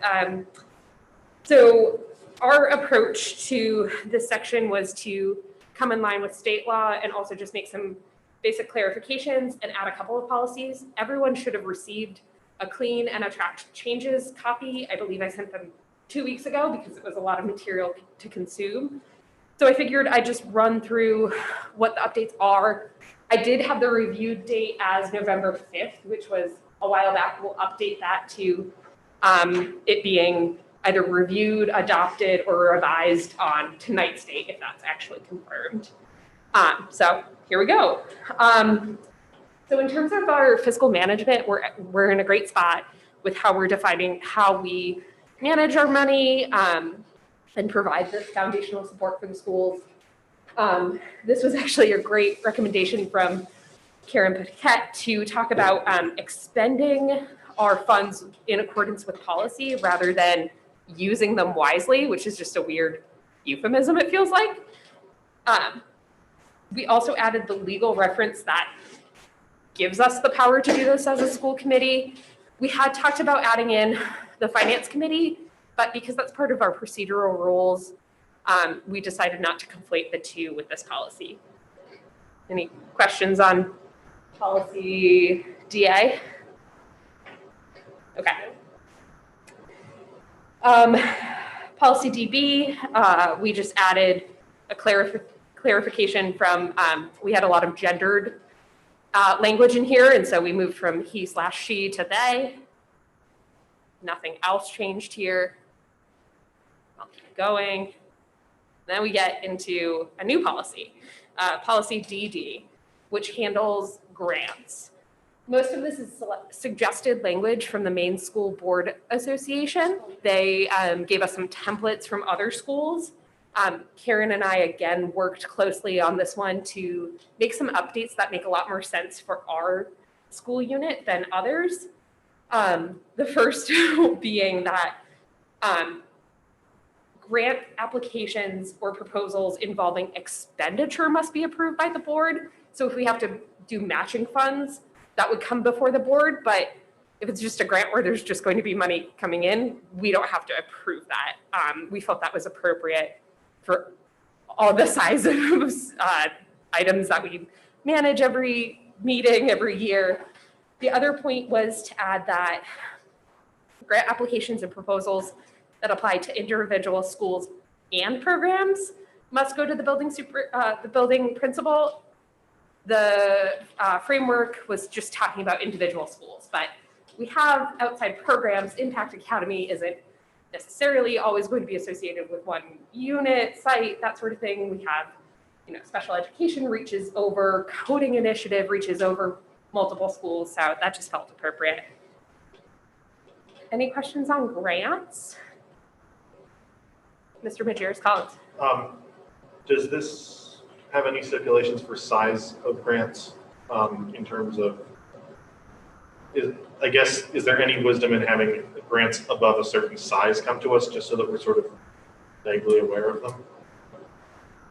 Currently, the only dollar amount assigned in here is through the teacher classroom grants, or mini grants as they're called. Okay. And that's $25,000 or less, or $24,999.99 or less. I think given the nature of our work, it's just a little too nitpicky, it feels like, to get involved with too many of the grants. We heard from Jenny Durgan about all that she manages, and there's opportunities for input. I think also CAO Avery would be willing to talk with us if we have specific questions, that sort of thing, but it just doesn't seem like we should be ingrained in that work in the way that professional staff are.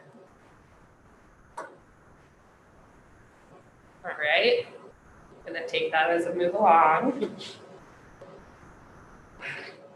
Policy DI is our fiscal accounting and reporting. Good isn't really a suitable way to describe accounting practices, so we moved to sound. I think that's more appropriate. There was also just an extra space on this one, so we moved that. Yeah. Would it make even more sense maybe to have generally accepted? I think that would work as well, generally accepted. Anyone else want to weigh in on that language? Mr. Majerus-Collins?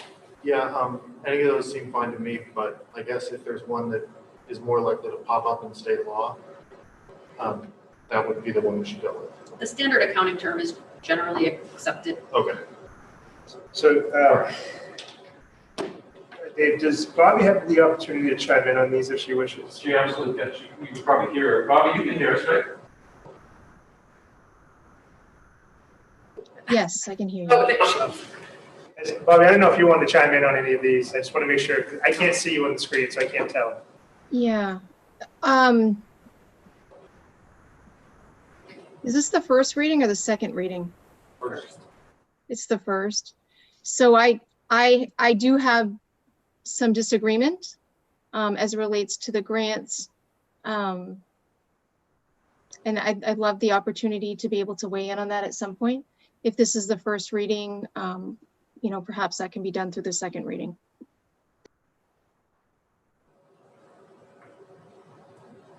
We can jump back to grants now. It's hard without being able to see you, Bobby. Oh, I'm sorry. Yeah, that's true. Well, I think that I'd rather have, if it's all right with the committee, I'd rather have a discussion, outside of a school committee meeting to discuss that. Okay, I can connect with you between the two readings then. Okay, thank Okay. you. Did you have something to say? Sorry. Member Majerus-Collins, you have your hand up. Well, I mean, I was going to suggest that if Chief Administrative Officer Avery had something to contribute during a school committee meeting, then we should probably do that in the first reading. But it sounds like the conversation should probably just happen. I'm happy to give the committee a quick overview of what I'm thinking. As far as but I'm not in a position to make a recommendation, but I can be for the second reading. As far as the oversight, what the school committee, my recommendation for oversight of what I call local grants or mini grants, as what this policy calls them, I think that the school committee should have oversight.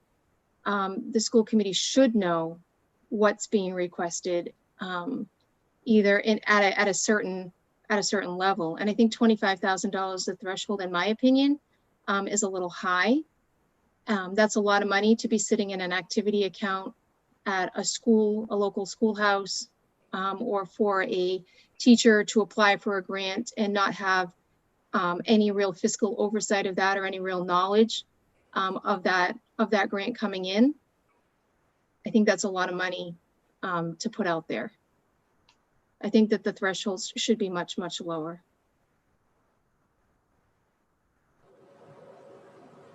So I think as written, it requires approval of the building principal or the director. or director. So it wouldn't be held within a teacher account.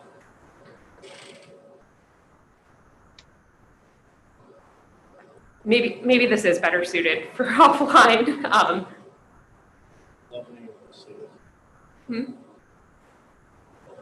Member Major responds. Yeah, so grants of any size have to be approved by the building or program administrator. Is that? I guess I'm wondering if there's. Say that one more time.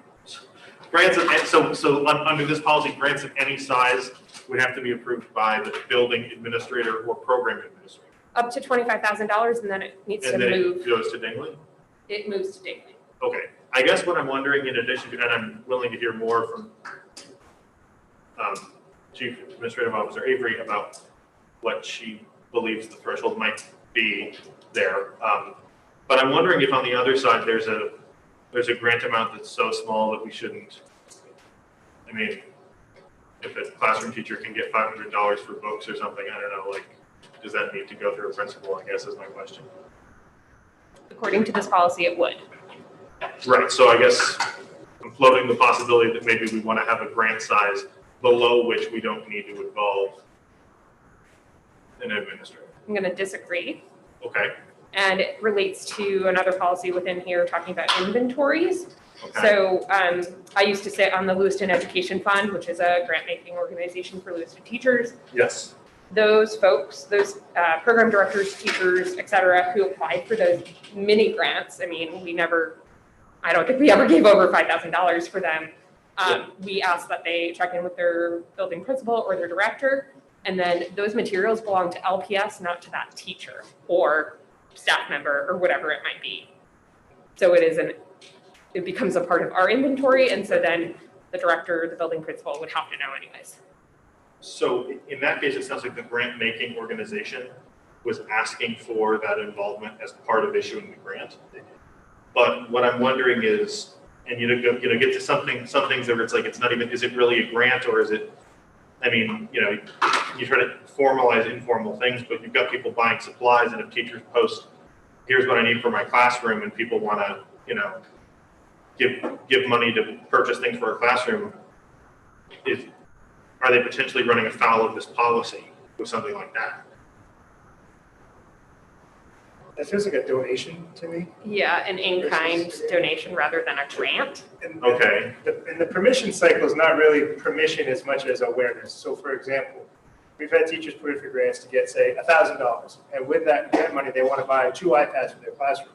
Uh-huh. That's great. And now those iPads belong to Lewiston Public Schools, which we think it should. Uh-huh. But now Dave has 2 new machines that he has to get ready, get on the network, monitor the software, make sure it's not, all those things. And so part of why we have people sign off is just for that conversation piece, not opposed to the 2 iPads in the classroom, but what's going to be needed to support it and make it work. Could I jump in as well? I'm sorry for interrupting. I know you can't see me. There's an internal control function to this as well.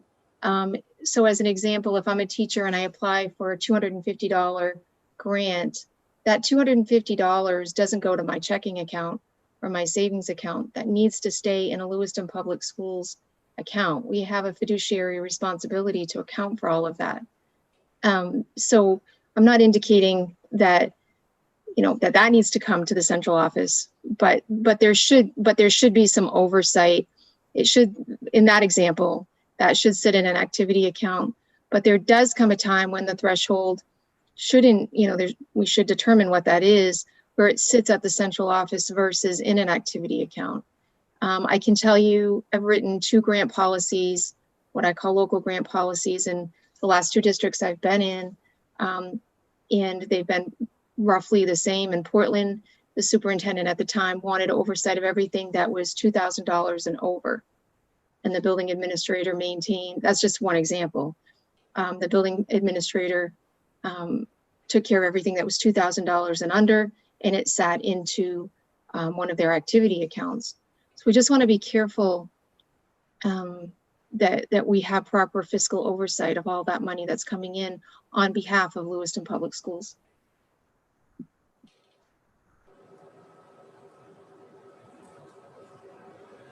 Okay. So are there any other committee members who want to put something into the grants policy before we bring it back for a second reading?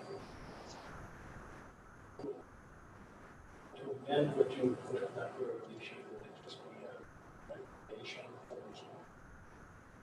deciding about those? You would change it now, show up in a second. Yeah. So in my mind, I mean, 25,000 is a lot. We just have to vote on that.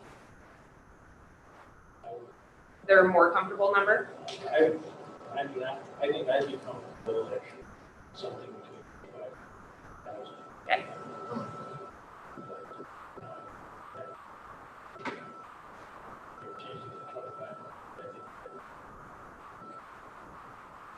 Member Majerus Collins? I mean, I was gonna suggest 10,000, but 5,000 seems fine. Okay. Anyone else want to weigh in on that before we I'm come back okay with with? the 5,000. 5,000 sounds Okay. like an appropriate number to me. Sounds like starting to get a consensus around that. So we'll do a little work on that and make sure that will work out for everyone and bring that back as a proposed recommendation for the second reading. Cool, awesome. Anything else on the grants that we should take a look at while we're here? Hearing none. Heading to policy DI, it sounded like before, when we were discussing this, folks want to move to generally accepted instead of sound. I think that's perfectly appropriate. Sound is what I believe the state recommendation is, but generally accepted makes more sense in accounting terms, I think, so. This is gonna be audited, which it is every year, they always base it on accepted. I'm happy to make that change. We'll update that in there. Okay, fixed assets. So this is another addition, policy DIDA. There's a lot in here, so bear with me. Looking at our fixed assets, we have set our own capital asset definition, capitalization method. Our thresholds are unique under the advice of CAO Avery.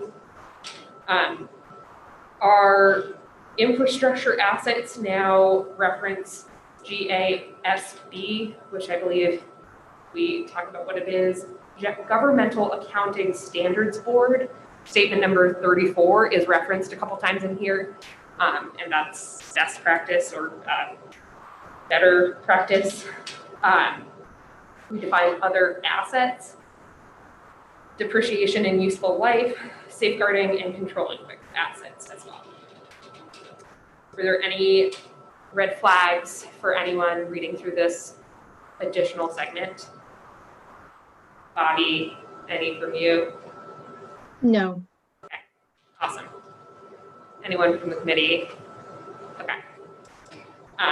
And again, CAO Avery provided us with these numbers under our capitalization threshold. So I couldn't find many practices from other school districts. So good to have those on hand and good to have her providing those. Inventories, we just reviewed again. We had an interesting conversation during the policy subcommittee meeting about what we have and what we don't and who's keeping track and the fact that there's no database. So that definitely seems a concern that we might not be tracking these items as closely as possible, and so finding a way to do so in the future might be pertinent. Policy DJ, we had very few edits, I feel like. We decided to remove if from the purchasing procedure.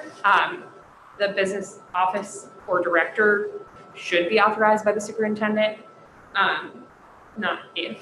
It seemed very hesitating. We also converted his, hers to a gender neutral there. Anything else in this section? Some more gendered language under decentralized purchases for some reason.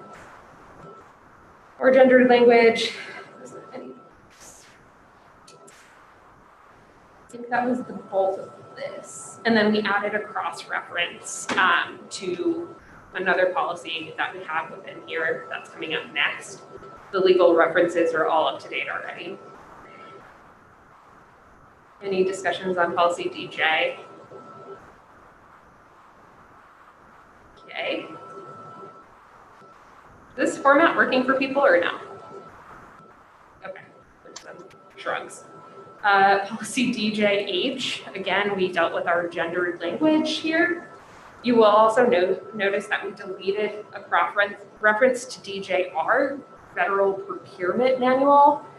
We talked about this, and that's not going to be a separate item within our policy at any point, so it makes no sense to reference it if it's not going to exist in that format.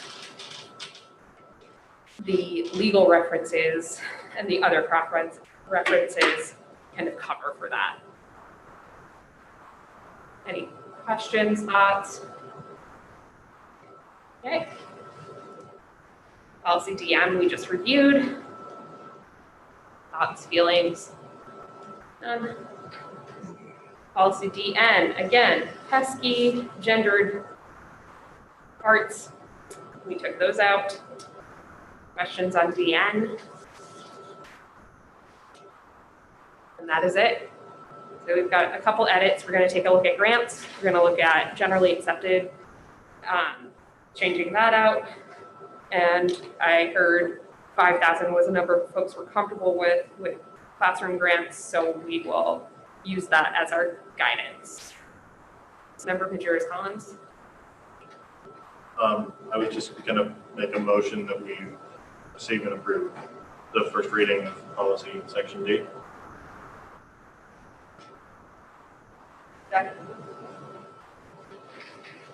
Any discussion? Just clarification. So we're gonna vote on this as it is, but then next week we're gonna see adjustments to it and then vote for something completely different. There will The be first reading. 2 anticipated changes in your second reading having to do with grants and a piece of language around generally accepted practices versus sound practices.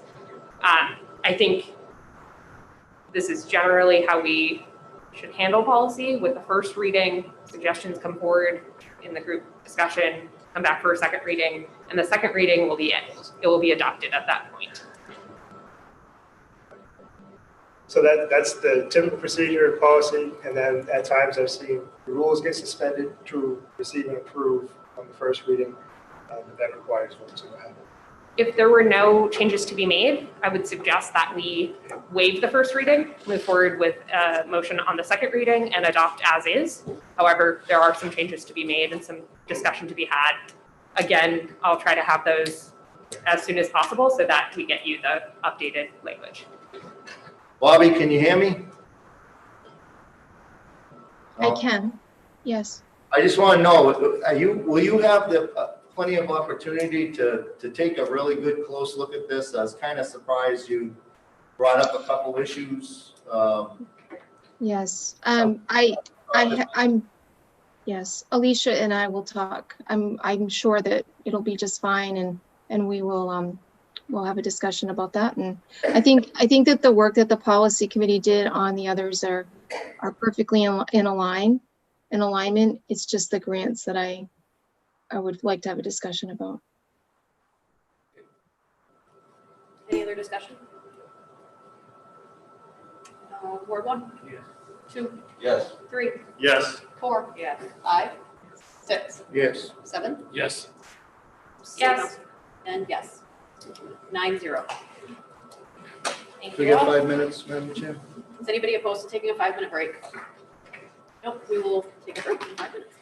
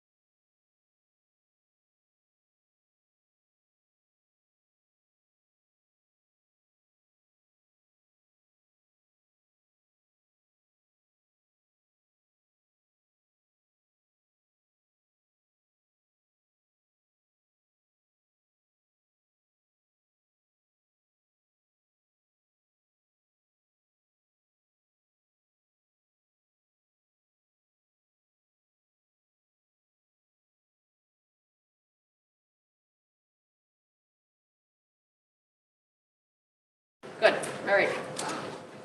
Agenda item number 8, to receive and approve new unbudgeted IT positions for Lewiston Public Schools. So I sent you all an email, I sent you a memo as a part 1.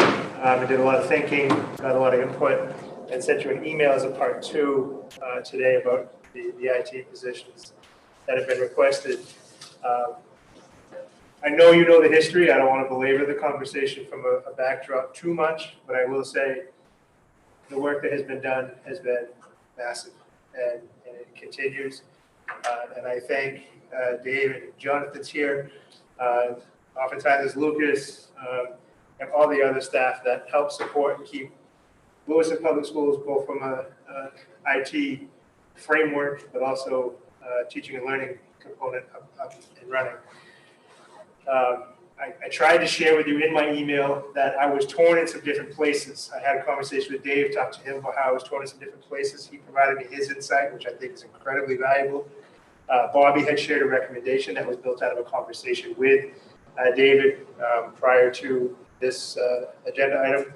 And so what I shared with you in the email was just a little bit of history, where I was, and also my recommendation at this point in time is to move forward with the recommendation developed by David with Bobby that came to me. And that has a number of positions tied to it. If you look into the latter part, it talks about an unbudgeted expense to create a tier 2 position to support our tier 3 staff, building the tier 2 technology issues. And David can speak to these more specifically. We do not have a tier 2 position, and this is placing enormous strain on our tier 3 people. And it's asking the people to work in different realms. And instead of just doing their specific jobs, it's wearing even more hats on even more days, if you will. And also, next paragraph down, an additional tech integrator to support elementary needs. And really, through my conversations with David, again, Dave, I'm hoping you'll come up and talk about some of these pieces. These are specialized positions, and I don't know if we want to prescribe them as specifically at this level as much as, if approved, allow David within those frameworks to do what he feels is best for the department with the support of Bobby. So, I don't know if you want to add to the conversation. But while he makes his way up, there were other things we considered, providing an assistant director. So the loads could be split a little bit. I floated the idea of having someone that was to do more the instruction, the teaching and learning components of technology, which are vastly different from network security and hardware. And David he really felt strongly about how they weave together so much. And in conversations, we talked about a number of reasons why it could work, but it might be as divisive as it is helpful. And so looking for different ways to go about that. I just have an answer question real quick. The staff we're talking about, are they on specific bargaining agreements, or are they possible personnel positions? I'm just trying to place it in my brain. So Bobby probably could best answer that as far as where these folks would land as unbudgeted positions. So one of them would land, I believe, in the teacher's contract, the tech integrator, and then the other one would land in the contract that we're getting ready to negotiate for the technology specialists. So that right now they're in the personnel policy, but there is a tech specialist contract that we're getting ready to have a discussion about. Yeah.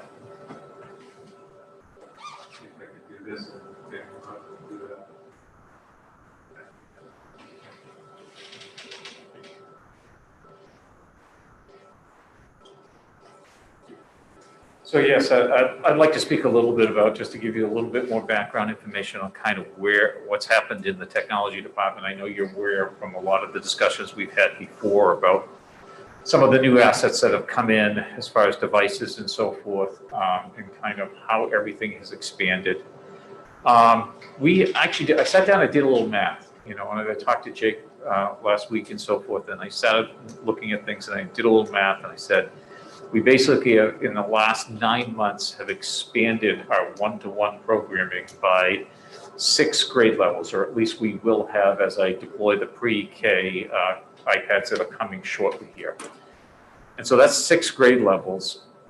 All the staff that is involved with those 6 grade levels, all the students that are involved in those 6 grade levels, the deployment of devices.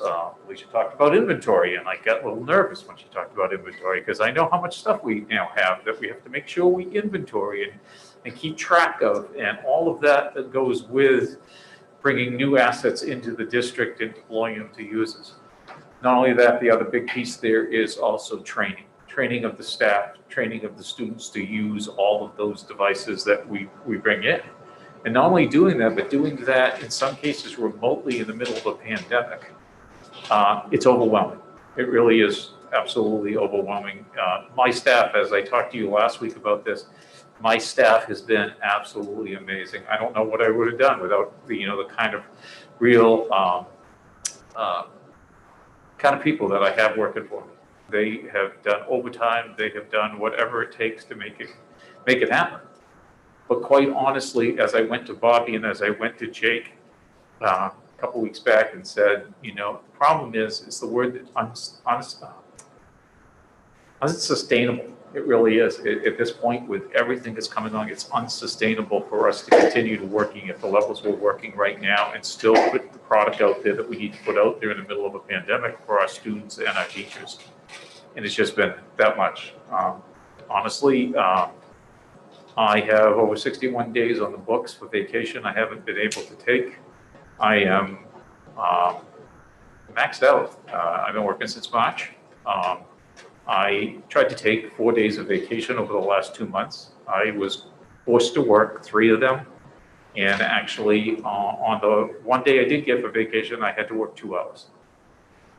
So it's a lot. So I guess, it's a lot administratively on my end too, because of the simple fact that with all of that I'm overseeing, it's also all of the management pieces, the administration of all of that equipment, everything, the ordering, the meeting deadlines. And it seems like every week there's another deadline that comes up that's really huge.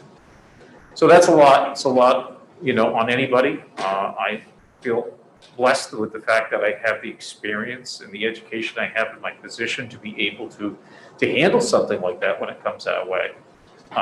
Having been a classroom teacher for as long as I have, a tech integrator, having my experience as a tech director now in my 5th year, and also having the education that I have is master's degree in educational technology. I'm putting all of that to work to the best ability that I can to meet the needs of the district. And as you don't see tonight is Lucas, and the only reason Lucas is not here is because he's got no power at his house. So poor Lucas is trying to keep the generator going, and all those good things. But Lucas and I have worked here every Monday night since we started, for no additional pay whatsoever. And we've worked a double every Monday since. So that's the background I really feel I needed to share with you tonight because of what we're asking for. So we are asking for some unbudgeted positions because we just absolutely need some help. I need some help. My team needs some help. There's nothing, and when you talk about tech support specialists, Tier 2, that's somebody who sits in the middle of that system, which is Tier 1 is your first level of tech support. Tier 2, the person things get escalated to. And what that allows is the Tier 3 guys, your 2 top guys, or whatever the number is, it allows them to focus on the Tier 3 greatest issues you have going in your school or your organization or your company. And so we need that person in the middle to be able for the Tier 1 techs who have a question that's a little bit higher level to turn to that Tier 2 person and ask that question to try to basically save time on their part for trying to figure everything out on their own. We need the Tier 3 guys to be able to have someone to turn to say, hey, can you run with this while we handle this bigger issue? One of my proposals for next year's budget will be to move somebody from a Tier 1 to a Tier 2. What I need now, though, is a new Tier 2 position. That's what I need now. Tech, right now, we have 5 elementary schools, and those poor teachers are, trying to do everything they can every day, and we're trying to support them, and we know we're not hitting the mark as well as we'd like, because we just have one tech integrator for 5 elementary schools that are completely one-to-one now. So we're asking for one more tech integrator to be able to do the training, to be able to support those teachers and those students with what they need. And then I've talked to Jake. Jake asked me if there was a third position, what would I, see that third position being? And maybe selfishly, I said, I think I need an assistant director of technology. And I told them there's twofold to that. One reason for an assistant director of technology would be to help me meet the needs of the district, to make sure that we can focus on teaching and learning along with the tech portions of what we need done. And so that, there's a lot there. When I look back at some of the other departments in the district that have grown the size that we have in 9 months, for example, ELL, got an assistant director for those reasons of expansion. I know special ed has had one, but they've been a large department for many years. And there are other departments that, have asked for something similar, or an extra assistant principal in a school.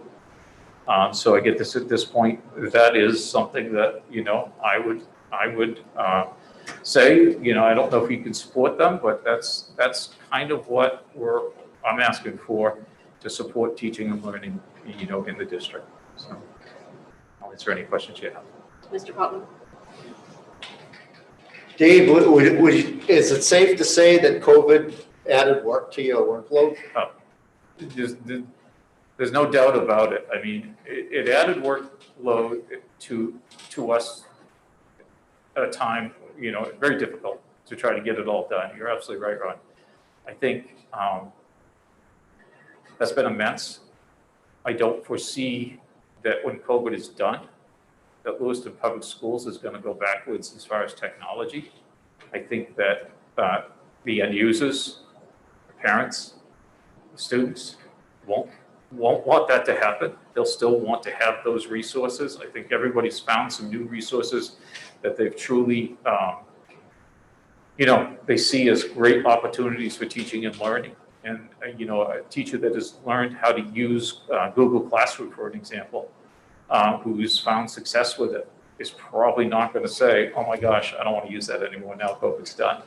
I think there'll be I think some might, but I think a lot of people will say, no, I want those same resources to be able to teach with my students, but in person, but also have that as something that they will add to their toolbox and, to improve teaching and learning. When COVID ends, do you foresee things that won't have to do? Some things that we may embrace and continue to do without a lot of detail, but generalization? Right. So generally, I think that no matter what, I don't foresee us wanting to go away from one-to-one technology in the world we live in today, even when COVID's done, right? So with that in place, you still have the management, you still have the repairs, you still have all of the inventory, you still have, training for staff around that and so forth. So I think if COVID is done, if there is any kind of positive, silver lining in a pandemic, which I don't believe there is in a lot of cases, but if there is, it's pushed technology forward in our district and got us to a whole new place that I think is going to support us in the future and make teaching and learning even stronger, because we'll have those resources for teachers and kids. That being said, Jake, given that this is a lot of the workload has been COVID generated, is there any fiscal room in those COVID funds to address this and at a later time then convert it into a regular scheduled position? So the CRF funds are spoken for. That window to add things to it has closed. The CARES funding that is good until next September, I believe. Those funds have some leeway.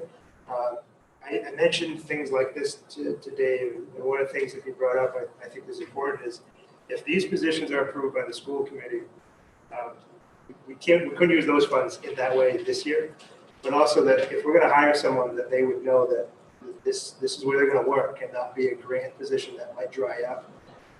So Dave was passionate about doing a search, finding the right people and getting them on board. The COVID relief funding could not be used for these positions in that way. I don't know if Assistant Superintendent Gail would like to add to that from a CARES perspective. I know the CRF funds are used. Yeah, in the CARES, it's the same way in terms of what's been budgeted and what's been accounted for.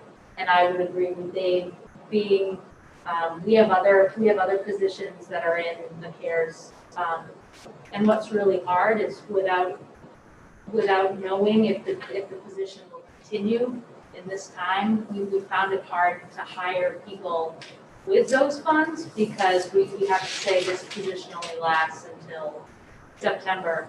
And we don't know that we'll have funds to continue that, this position. So people aren't willing to leave their other jobs to do that. So not to say that we won't keep trying for those positions, but it goes to Dave's point in terms of having funds available. Mr. Dane. Obviously, these positions come with a very specific skill set.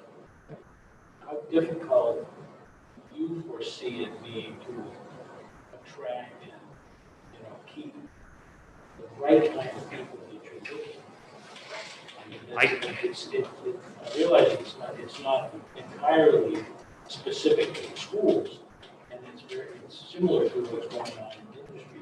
Can we attract those people? So I was present, I was quite surprised the last time I did job interviews, and maybe it is part of the pandemic that people are out there looking for work. But we had a really great applicant pool for our last position that we hired when somebody had left us and so forth. And I was real excited. I mean, and that's why I say when I say the people I have are just absolutely amazing. Some of them are a couple of recent hires that are just very energetic, want to learn, want to move up the ladder and so forth. And it is possible that somebody that people that I already have employed might want to apply for a tier 2 position because they have the skill set and they're ready to make that kind of a move. So, but what I got to do is I got to free them up of the everyday tier 1 type tickets they're doing and allow them to now move into a tier 2 position. And that's why having that really builds your technology department, because now what you have is you also, for when you hire somebody and they see you have tier 1, a tier 2, and a tier 3 kind of positions, it allows them to see, hey, I can move up. There's a place to go in Lewiston Public Schools for me as a tech when I come in and I work hard and I want to take opportunity for training and so forth. And then it also says to those people at the top, I'm being supported. I got somebody below me that can help me with tasks that take me away from my focus on some other big projects. Ms. Wright. Superintendent Lewiston, a position will become vacant on December 11th according to our amended personnel agenda, the CSIP coordinator. Do you intend to fill that position for the remainder of this academic year? I've been thinking about that heavily. I think the answer to that might answer some of these questions, especially in this urgent time of need. I may have a larger strategic thought in mind for that particular position. In alignment with its intended role. Mm-hmm. I think that's helpful to think about for this committee to think about as we're considering this. There's an emergent need versus perhaps the strategic move coming forward from the superintendent with realigning that role to some different goals. And so I think as we look at that vacancy in conjunction with this request, it makes all the more sense to me that we would fund this unbudgeted request. I'm a huge tech person and I love working remotely, and I think there could be opportunity too for Mr. Terrio and his team to expand slightly more regionally too. Have people come aboard who can help with these sorts of issues that might not commute to Lewiston every day, that sort of thing. There's some flexibility afforded through the pandemic. And so I'm in full support of both the tier 2 position and a tech integrator. I think the tech integrator has such a repeater rippling effect across the district that it seems silly to not take this opportunity, especially if we have some unexpected funds. Mr. Rogers, oh, Can I sorry. just respond to that? I just want to remind the committee that the position you're referring to that will be vacated, that's paid for with title funds. Okay. So those aren't local funds that will be available for things that are not part of our title grants. Interesting, okay. Is there a way to make a tech position fit into title funds, or that's Not of this nature. Not as part of what they for. Shucks. Sorry. Mr. Rogers Collins. Yeah, Director Trio, I am a huge fan of what you've been able to do. I'm constantly amazed by the small piece of it that I see, and you know, the incredible lift that you and your team have had to face since March is frankly astonishing, and I'm kind of surprised that we've done as well as we have. I'm fully in support of the 2 positions that are listed here, and my only question is whether we should consider going ahead and authorizing that assistant director position as well. I'm a huge fan of continuity and support for departments, and this is clearly a department that is only going to grow in its importance in Lewiston Public Schools going forward. So, yeah. Yeah, this question, or a couple questions, be directed towards Jake, Bobby, and Allison. Out of those 3 positions that we've talked about, I know that Alicia had mentioned which bargaining unit do they fall under, and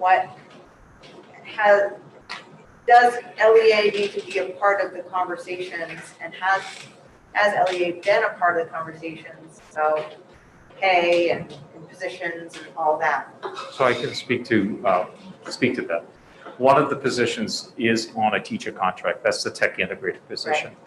And so that position, you know, I think it's already been negotiated through the LEA for what that, you know, we have 3 of those positions already in the district. We have one at the high school, one at the middle school, and one at the elementary level now. Oh, So okay. So we do I have think that. we've already negotiated that, so I think that would be good.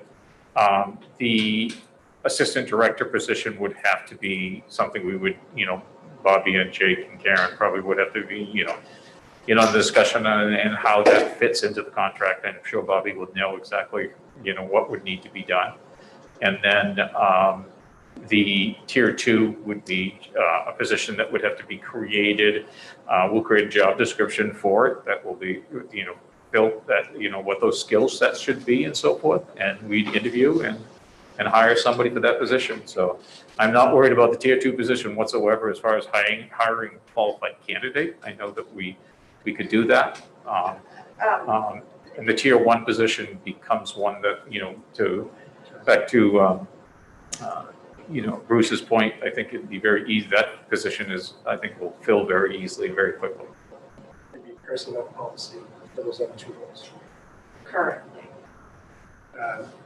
If we went with assistant director and or a tier 2 staff, they would land in the personnel policy, but they would both be new positions within that. They didn't exist already. Right. Dave, do you have other folks that are tier 2, or is this new?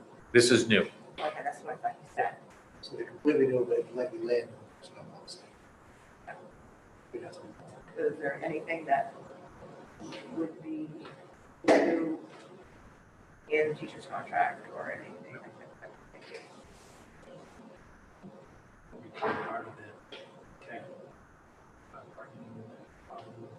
Yes, and Bobby did allude to that earlier, that our technology department is getting involved in the collective bargaining process. And so as that happens, it would have a CBA around. Mr. Rogers-Combs. Yeah, I mean, I don't want to preempt anyone, but I can offer a motion to authorize those 3 positions. Second. Further discussion? Ms. Wright. So where do tier 1 folks live now? They're on the personnel? Yep, so they're they're in the personnel policies. Okay. So we already have that position within the personnel policy. And tier 3 people exist on? Tier 3 people are also in, tier 3 is split. We have, they're all in the personnel policies. Okay.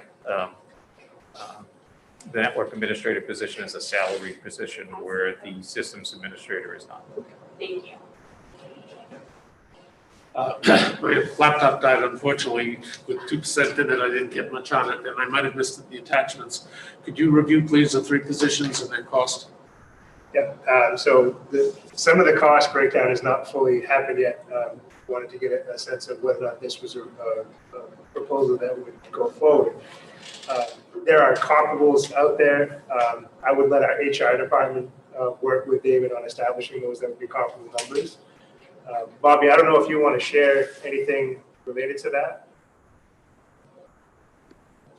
I'm not prepared to share that at this time. I didn't know what recommendation was coming before this committee, so I don't have anything presented or prepared.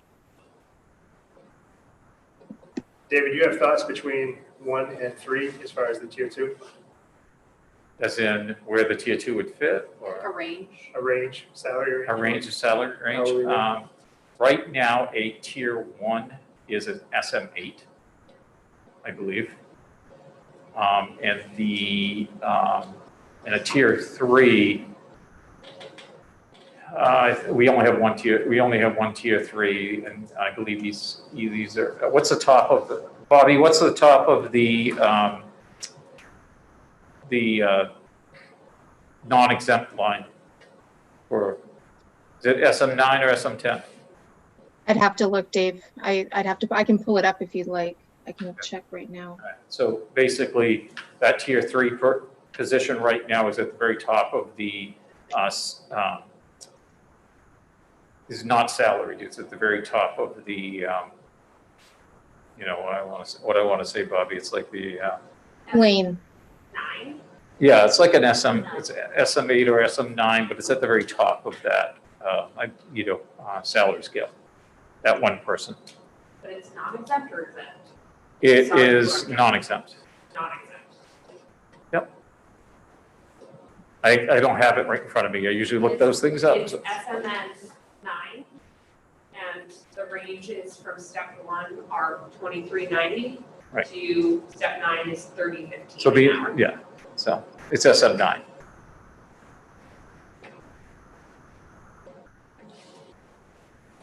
And you just gave the range for SM9?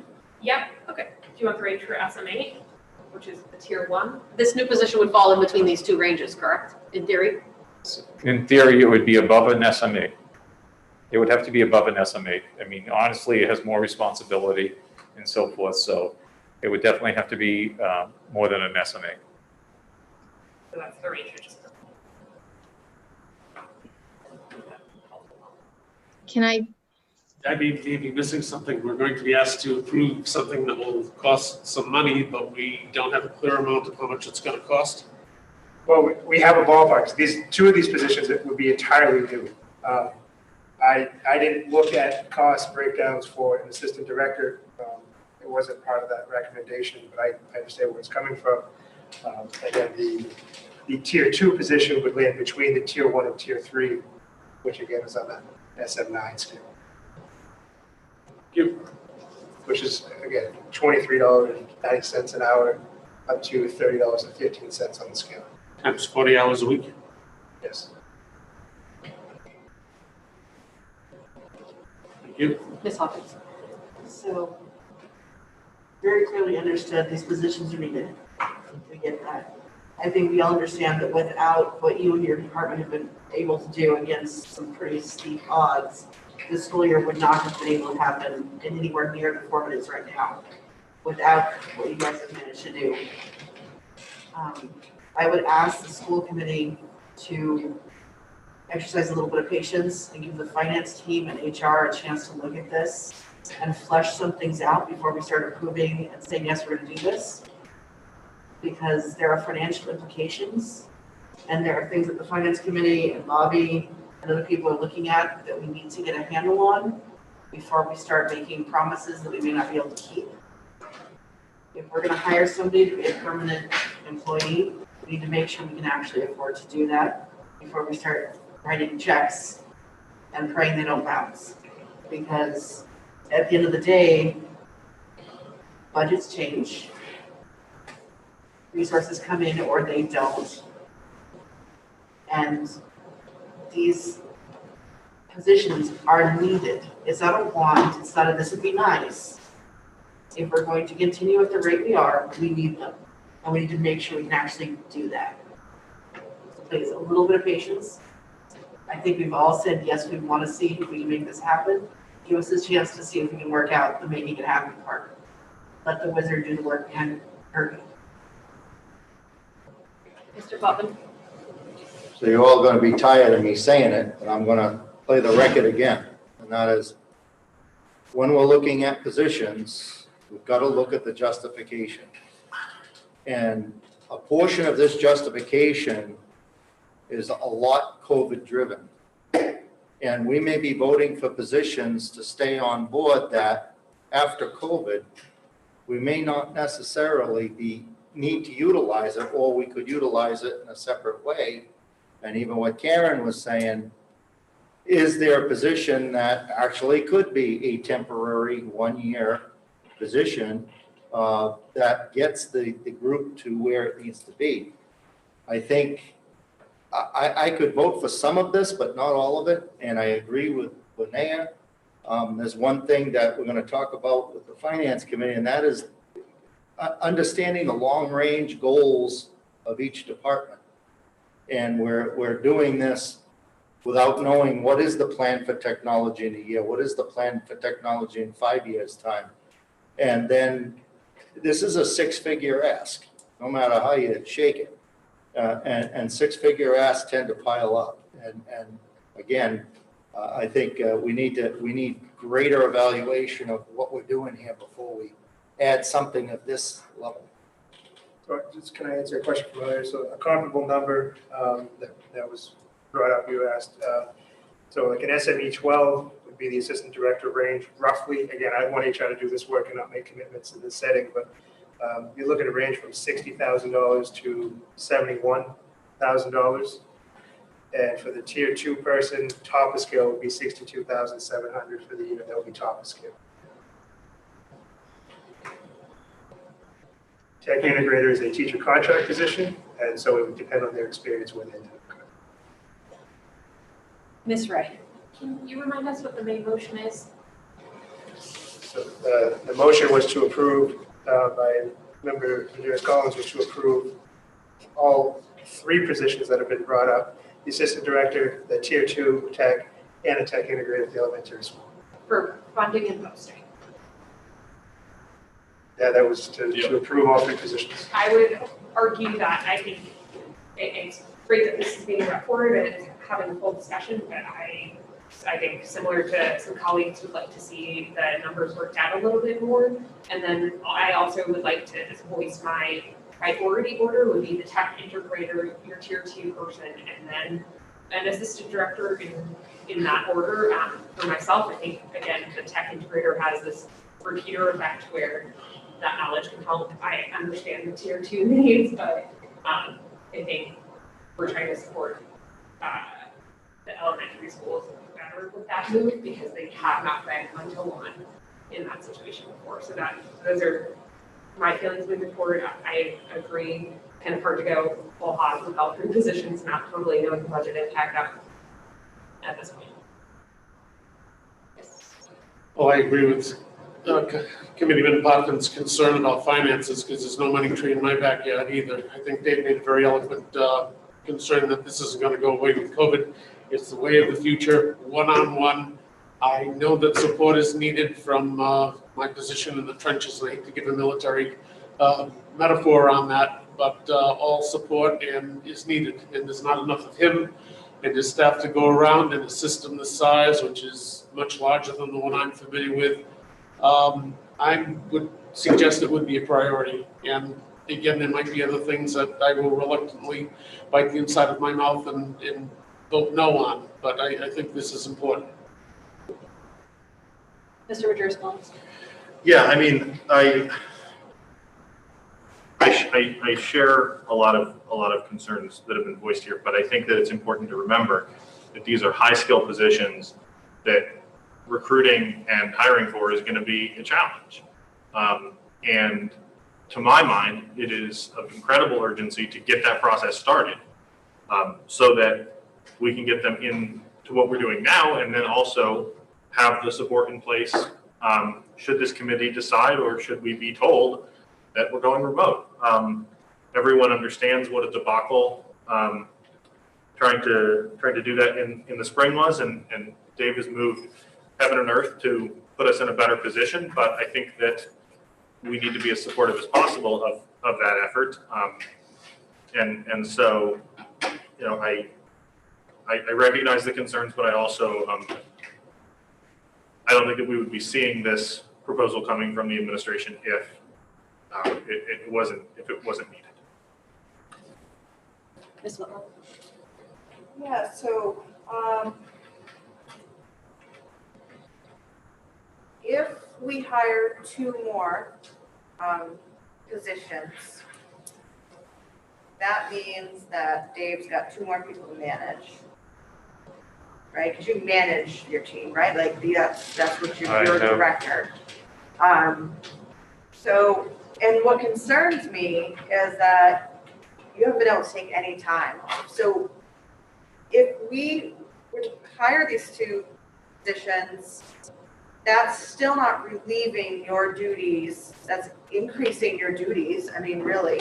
I mean, yes, you have more people, but you have to manage people. So I mean, yes, I'm all for the 2 positions, but I really feel that we need to start looking at this assistant director position, because you still need to take your time. So, and if we're not giving him his time, what are we doing? I mean, like, we need to do something. Like,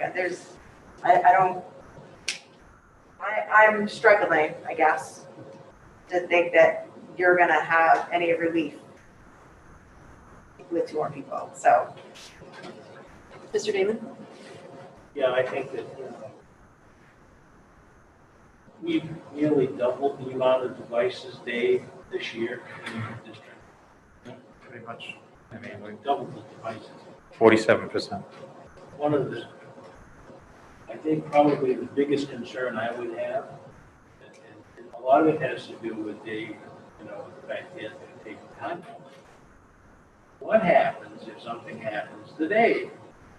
If there is no obvious direct subordinate to pick up the pieces in the hopefully very unlikely event that David should get sick or hurt or have something happen, because it does happen to all of us, I would be very concerned not having some level of second in command, no different than Jake has as assistant superintendent, or the principals have assistant principals in their buildings in the event something happens. This department has grown in not only in sheer size, but complexity and importance to every student and every staff member in the district. And making sure that there is good continuity and support at the top of it, I think is imperative. If something happens,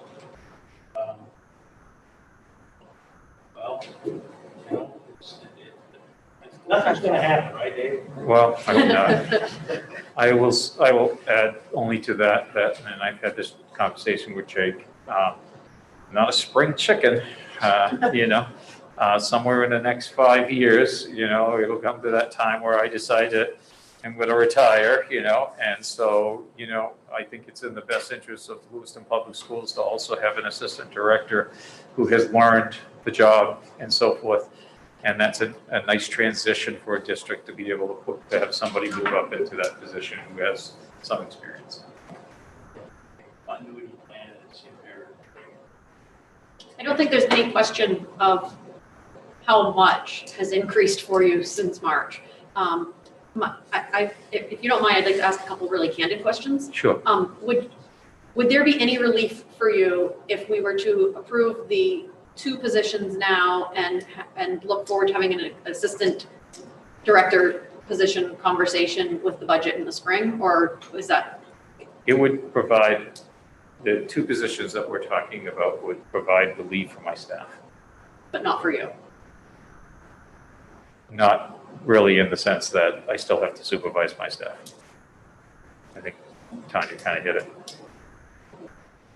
If I may. Yes. So this is that area where I was torn, and I talked to David about it, because what I didn't want to do was take a segment of what he does, and is also very passionate about, and is also very good at, and pull it away from his responsibility. So David he's a teacher. He really is. He just happens to be really, really good with technology, but he's a teacher, and a darn good one, and still is. So when I looked at this position, and I started thinking about exactly what you just asked, if I give you, if we're able to get more staff for you, what is the nature of the work? And because it doesn't seem to alleviate your responsibility. We talked about that. And David pushed back, I think, in a real healthy way and said, if we divide the two, things won't be able to be as coordinated as they should be. Now, if Dave was a hardware person, if you will, I would feel a lot more comfortable saying, you know what, we need someone from the instructional component to do this work. We're fortunate at Lewiston to have someone as skilled as David on both sides of the aisle to allow him to do that work. But the reason that I had some hesitation with saying we need that assistant director was because I didn't know if we're at a place where we should really consider a split world, where the tech integrators were more involved with an instructional technology specialist that might land a little under David, or well, I didn't know, but you can see these two very clear veins have developed themselves. I trust that David can do both, but again, part of this conversation was around what are we taking off his plate? And so this may help the masses of our schools improve what they do, quicker fix times, quicker repair times, quicker response times on tickets, helping teachers with trainings and things like that to ease some of their burden and the workload that they have to do. But I was worried that this step, whether it's these two positions that were recommended or three that have been put in motion, do they alleviate anything from Ms. Terry? And I say that with the utmost respect. Mr. Madrid, Mr. Physick first, and then Mr. Madrid's comments. Is it, like, where does the money come from? Like, what account, just curiosity? This is an unbudgeted item. We would look at unfilled positions and grabbing any money that we could from there. This is part of why I'd love to see the direction from the committee so that we can go do that work, figure out where this money is going to come from. It is not budgeted. Mr. Madrid. Yeah, Director Kara, you just answered a question about the impact of those two positions on your load, and I think everybody in this committee believes that, you know, we ought to treat people fairly and decently and give them a chance to, you know, catch their breath, and you clearly have not had much of an opportunity to do that. Do you foresee the assistant director position helping you to do that? Absolutely. Okay. I think that one of the things, and Jake kind of spoke to it, every Friday, typically, I meet with my tech integrators, and we do some really great work. We spend 2.5, 3 hours. They're screaming for my attention right now. They're absolutely screaming for time to get questions answered and so forth. And I feel strained every week to be able to give them that kind of time. And just like we're all under stress, they've been hit hard as tech integrators this fall. They need more help now than they did before COVID-19. And so I think they actually need that help. If I was to look for somebody, or writing the job description for an assistant director of technology, I'd probably be looking for somebody with those strong tech skills that maybe I don't have as much as my tier 3 guys would. In other words, just think of the support that gives to my tier 3 guys if they have that person to be able to provide them that. Mr. Poppins. Dave, can I ask who your number 2 is right now? And you know, God forbid, you weren't in this room next week. Well, who's running the show? Theoretically, my number 2 is Lucas Haig, who's usually here on Monday nights with me. you know, he is the only other position I have. He has a full-time job right now. His full-time job is network administrator, keeping our network up and running every day. Him and Abner Goodwin, I cannot say enough about those two individuals. Abner's our system administrator. He sits behind the scenes and makes sure the servers and everything else work the way they should. And most importantly, he protects us from others outside of our district. Those guys have been working night and day, weekends, everything since we started, right along with me. And to ask Lucas to take on more administrative roles and to take some of my stuff on with his job, I don't know how he'd be able to do that. You know, he helps me in the supervisory role with the techs, you know, as far as, you know, grabbing 2-3 techs and, you know, completing projects and things like that. But he's got no more time to give. Like I said, he's here every Monday night with me for no pay. Okay, but if the crap hit the fan, we do have somebody that can. If the crap hit the fan take over. tomorrow, thank goodness we have Lucas and Abner. Okay. Any further discussion?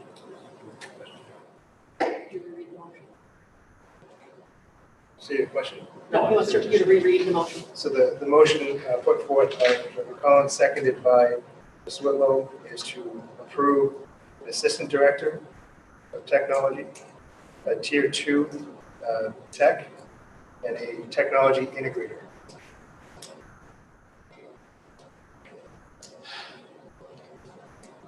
Ward 1. Yes. 2, Yes. 3, Yes. 4, Yes. 5.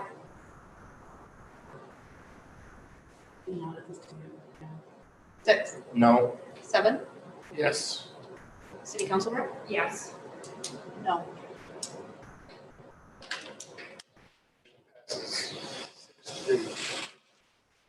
Thank you.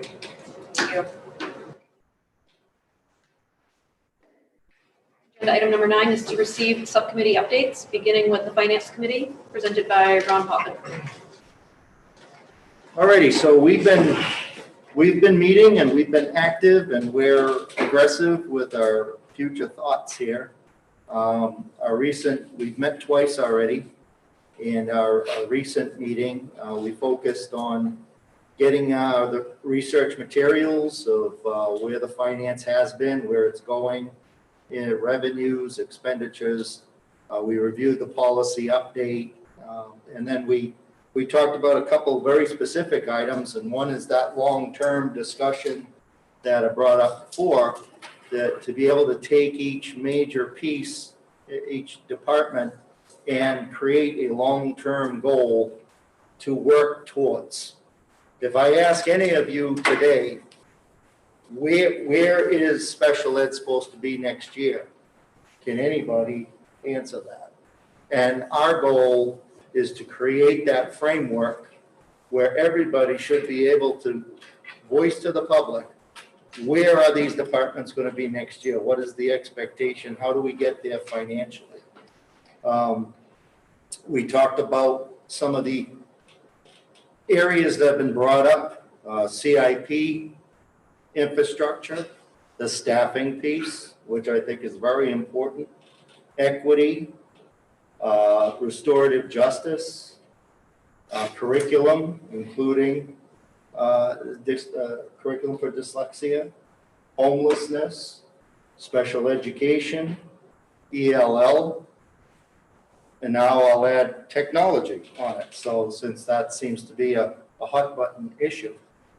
So, and with all of those, my hope is that we can move forward to address all those and come back to you to report and get your back and forth on where the emphasis maybe should be or where some of the goals should change so that each year is a little easier financially to understand where we're at, what the expectations are. Even though we did not bring up our item that we talked about last week, we did examine the fund balance. And if you see me getting a little tense about finances, I want you all to always keep this in mind.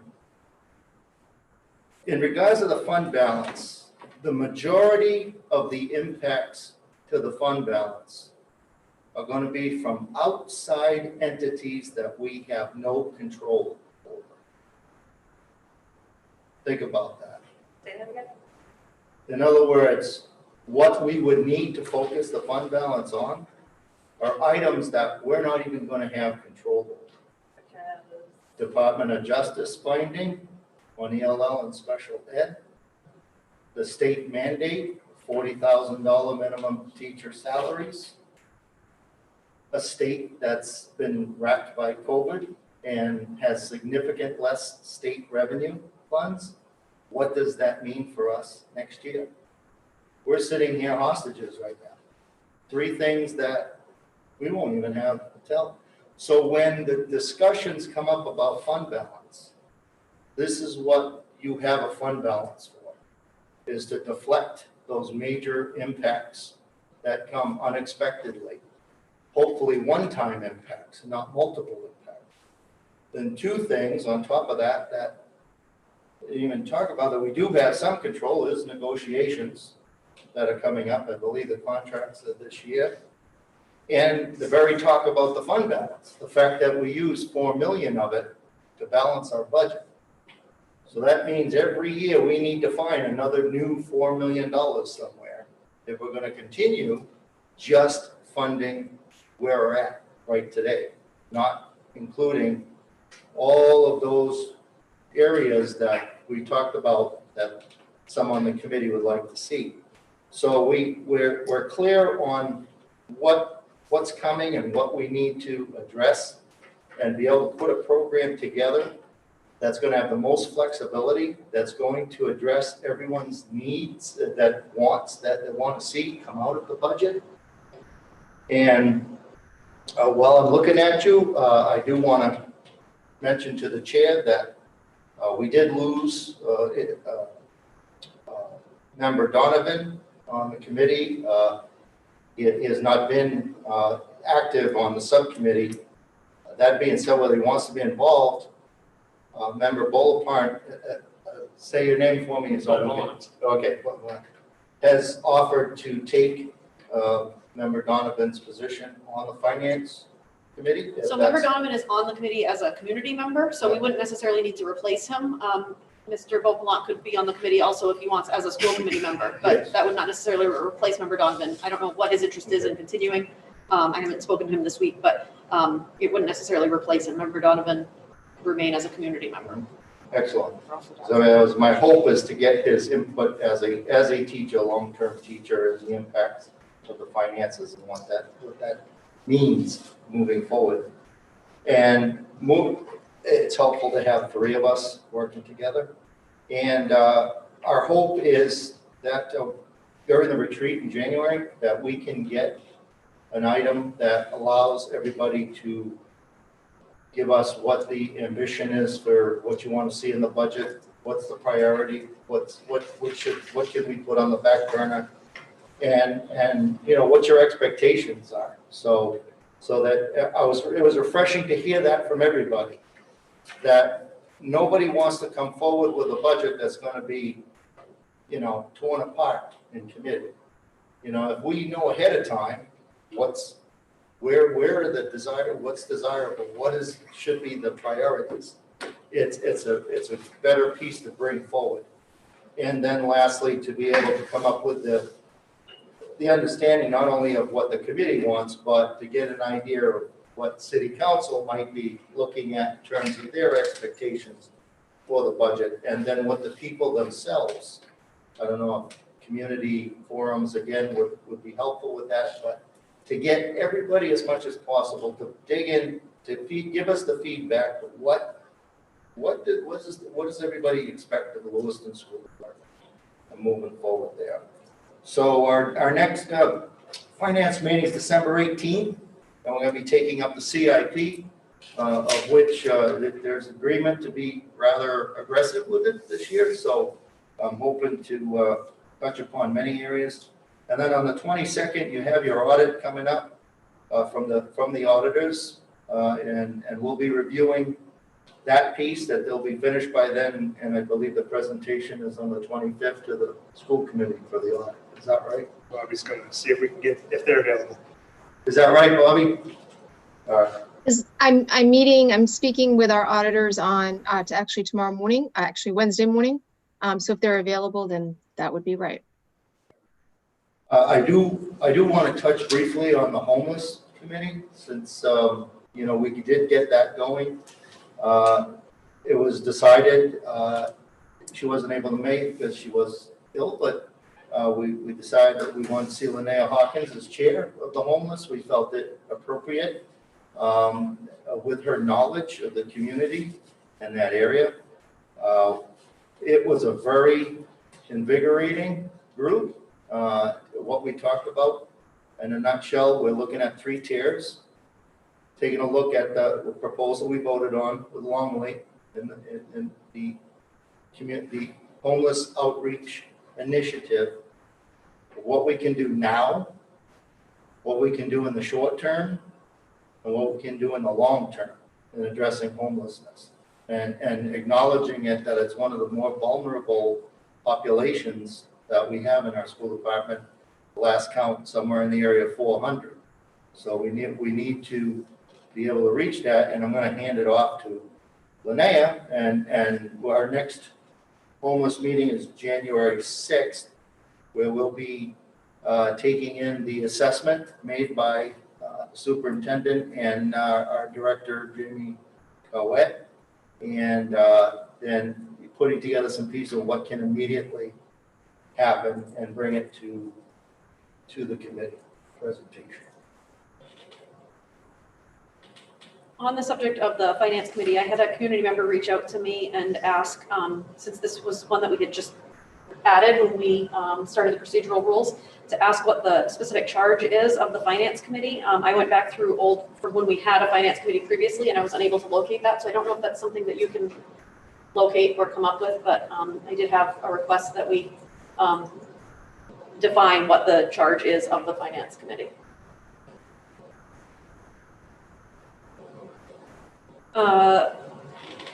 We will now receive an update from the facilities committee by Bruce Damon.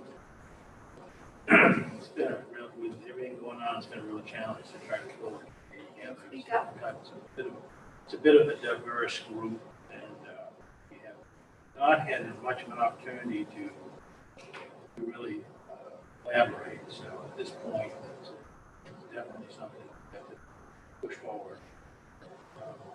It's been a real challenge because it's not people necessarily related entirely to the school or to the school committee. And I tried to, again, between the holiday and COVID and everything else, it's been a challenge. But it's certainly something. Thank you. The curriculum committee, Mr. Majerski. So the curriculum committee held its second meeting of the year and first meeting since prior to the pandemic, just last week, I believe. We have begun to undertake a systematic review of the Lewiston curriculum, starting with what's required at state level and how we turn that into curriculum that students and teachers see in the classroom. I found the initial meeting to be incredibly informative. And going forward, we're going to be planning to have a review of curriculum by school level. So in January, we're going to look at the elementary school curriculum and almost sort of go through elementary school in an hour. And then the same thing in February for middle school, and then in March for high school, which I hope will give myself and member Physic and the other folks involved with this work a really good grounding in where we are right now, so that as we begin to make adjustments and work to find things to improve, we'll be working with as much information as possible. I also had an opportunity to ask Member Beaumont if he would be willing to join this committee. I can't think of anyone more qualified to serve on a curriculum committee, and I was grateful that he was interested. So with the chair's support, I hope that we'll be able to add you to the committee. Policy committee, Mrs. Wright. You all saw the product of our first committee meeting during the COVID pandemic. Policy committee reviewed, coming back to you for second reading with adjustments next next week, hopefully. Our second meeting will be this Friday. We've got an updated time, 9 a.m. I'll send that along to everyone involved. And we're starting now at policy A. So hopefully to go alphabetically now. D was one of the shorter sections, so don't expect as much product going forward, but we're gonna try to undertake this in a systematic way, because some of these have not been looked at for 4 years or 5 years, and we definitely want to getting back to a 2 or 3 year cycle with this whole bad boy moving forward. Mr. Bogwell, have you gotten a copy of our policies yet? No. A lovely book. It's, You don't have to haul it everywhere. This is just a personal preference. We can work on getting shopping one of bag those. when that happens. And negotiations committee, Ms. Whitlow. Yeah, last week we had mediation for the certified professionals contract, and we came to an impasse there. That's all I'm gonna say about that at this point. We have not scheduled a time to begin negotiations for the certified professionals contract. We will be working with administration and legal to get this scheduled. We will also be working with administration and legal to discuss negotiating the technology specialist TBA. So as many of you might not know, is that we kind of talked about it a little bit, is that the technology specialists are currently not in a like a negotiating CBA. I just blanked here what CBA stands for. Collective bargaining agreement. Collective bargaining agreement, but they want to be, and so we're going to be starting that process at some point, which is fantastic. And that's all I have for that. Yes. When was the last time a new unit came online for LPS? A new unit? Yeah. I don't know. It used to be 7, it went down to 6, and now we're going back up to 7, is that correct? I don't know. What was this? I In my just remember time? food service managers maybe went away? No. No, what was it? They might have made a personal policy. No. Which is Bill Webster was very proud of reducing at some point, but I don't know what the. I don't know if Bobby knows the history, I'm not sure. I'm sorry, I don't know any history of. there's 7 collective bargaining agreements. The tech group will make the 8th. And when I say collective bargaining agreements, I include the personnel policy in that as well. And then the tech will make the 8th. And as far as the last one that came online, I don't know the answer to that. That's an interesting question. I do not know. Mr. Richards Collins. Yeah, I mean, I think it's wonderful that our technology folks are going to be represented by collective bargaining unit. That's just fantastic news.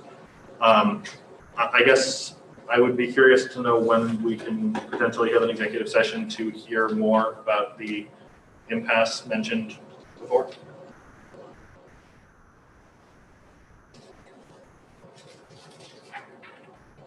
I'm not sure who you're asking. Whoever. Any of the three on this side. I don't make this. I thought we would have a executive session after every meeting to talk about negotiation. Okay. I thought we talked about that, but if that's what you guys want, I don't care. In that spirit, I'd make a motion to suspend the rules to add an executive session at the end of this meeting to hear about that. Second. Any further discussion? Well, and Alice is. Oh, I'm sorry. I'd just like to offer a language clarification. The MOA that has been in the works since August is not just for certified, it's for EdTech and certified. So all who fall under LEA CBAs at this point, that would also as we submitted the paperwork for them, actually last spring. So just to clarify that, that is all encompassing. Any further discussion on suspending the rules? Sorry, is it to take it up at the end of the meeting or immediately? I was gonna, the next thing was gonna make a motion to add at the end of the, Right now, it's just At the to end. suspend the just to rules. suspend the rules to entertain the motion. Ward 1. This is just to suspend the rules. 2, Yes. 3, Yes. 4, Yes. 5, 6, Yes. 7. Yes. City Council? Yes. Motion passes 8-1. Mr. Majoros Collins? I make a motion to add, to replace item 15, which is adjournment, with an executive session to hear an update on negotiations, and to add item 16 as adjournment. Second? Any discussion? Ward 1, 2, Yes. 3, Yes. 4, Yes. 5, 6, Yes. 7. Yes. City Council? Yes. I vote no. Motion passes 7-2.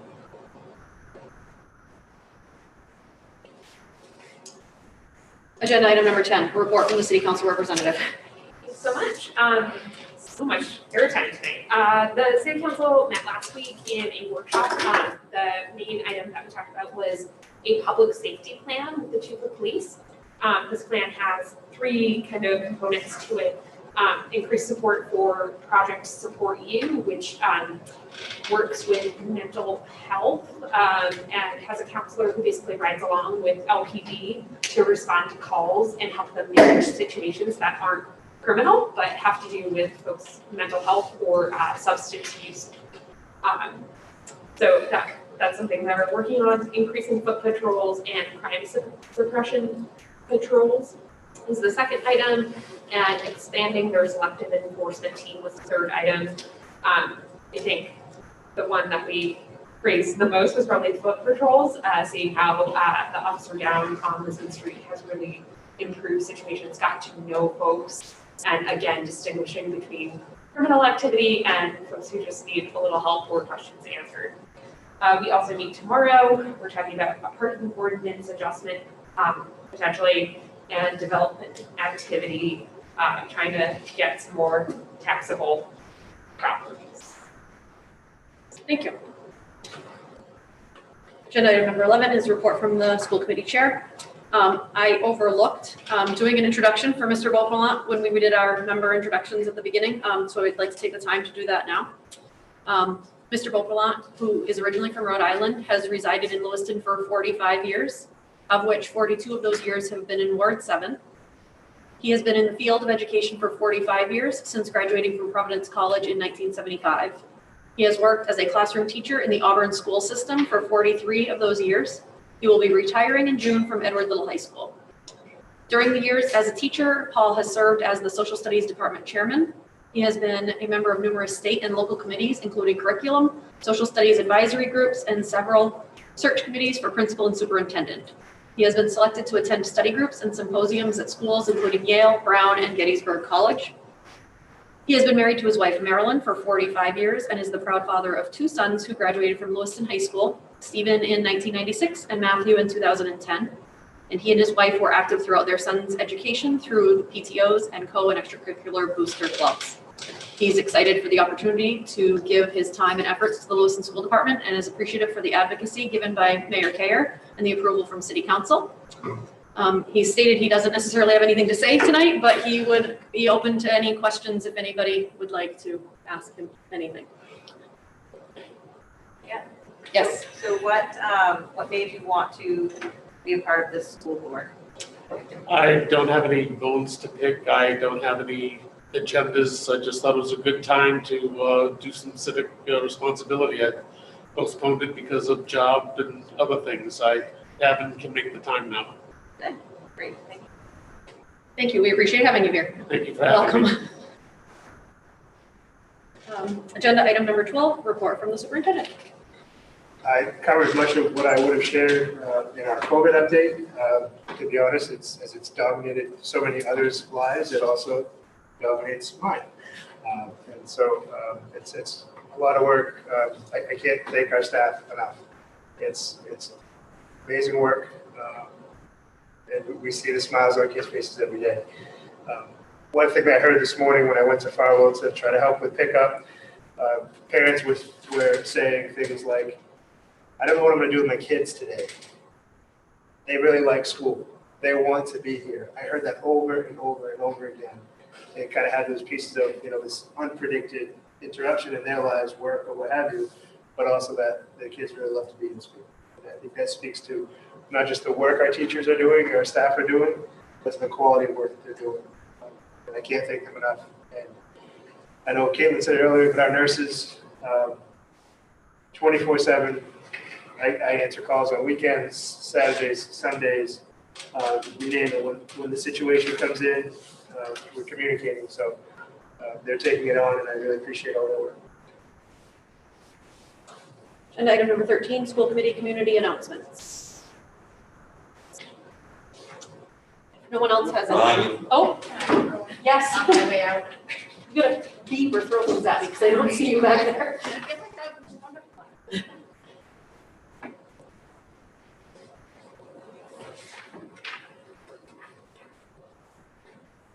Allison Litton, LEA president. My other hats are as a parent of 2 LPS students and then the halftime family engagement coordinator here at Connors. So that's the hat I'd like to speak to you in. We run the Success Closet here at Connors, and the Success Closet has been around since Connors opened last year. The goal of the closet was to ensure that all family members, household members of our students have what they need to succeed. So we have grown immensely through donations, funding, and just pure kindness. At this time of year, winter gear is always a thing. So far, just between November and our first week, we have distributed over 100 items of boots, snow pants, and jackets. We will continue to do that work, and I just want to kind of publicly invite educators, family members, caregivers in the community that if you have a child that's in need of something, please reach out to us. We have an email address. It's connorsuccesscloset@lewistonpublicschools.org, and we will do our very best to make sure that those needs are fulfilled. Because when we have kids that come to school and they're ready to learn, they're ready for us. Thanks. Thank you. I would like to make a community announcement. The Green Ladle Culinary Arts Program has been providing meals to the temporary wellness shelter that has been set up at the Ramada. And this past weekend, the entire program is doing an amazing job. This past weekend, in preparation for the snowstorm, they provided 2 days worth of meals so that they wouldn't have to come out on the weekend. And then the power went out for 14 hours. So the students, the instructor Justine Burns, Pat Saracen, Miss Saracen, and Chef Karen, and a handful of students came out on the weekend in the snowstorm to prepare new meals. And so I wanted to acknowledge Amelia Dorian, who is a Lewiston High School student, Amaya Dudevoir, and I apologize if I'm butchering these names, who attends Franklin, Aurora Martin, who is a Lewiston High School student, and Mandy Coffin. Those are the entire team has been amazing, but those 4 students came out this weekend on their own time to provide to the homeless population here in Lewiston. And so I wanted to acknowledge that and the amazing work the program is doing. And agenda item number 14, future agenda items. Ms. Wright. So you started this, Chair Parks, a conversation a little bit earlier, but I think the charge of the subcommittees is a really good question to be asking now as subcommittees are kind of starting back up again. They're not provided for in the procedural rules, nor are they in policy, and so I think it would be wise to have a conversation about what this school committee wants each of those subcommittees to do. I mean, Member Potvin mentioned homeless committee, and I'm like, who was on that and when, and I'm sure there's other instances of that, especially in our transparency to the public. It would just be really beneficial, I think, to have that conversation. Maybe it has to happen as part of the retreat, but I think the retreat would be a really good place to do that. Do we have a date for that yet? January 14th?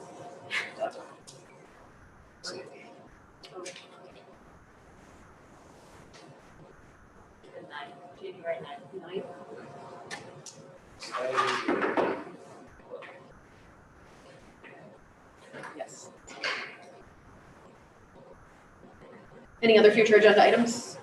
Oh, sorry, Mr. Winters, comments. This is a small one. I want to know if Lewiston Public Schools has a district historian, and if not, if we've ever had one, and if not, then potentially discuss creating one, not as remotely a full-time position, but potentially as a small stipend to a suitably interested and qualified current LPS employee. Mr. Poppin. Just want to mention what I mentioned earlier about the staffing item with those open positions that we have and what direction we should be going with those.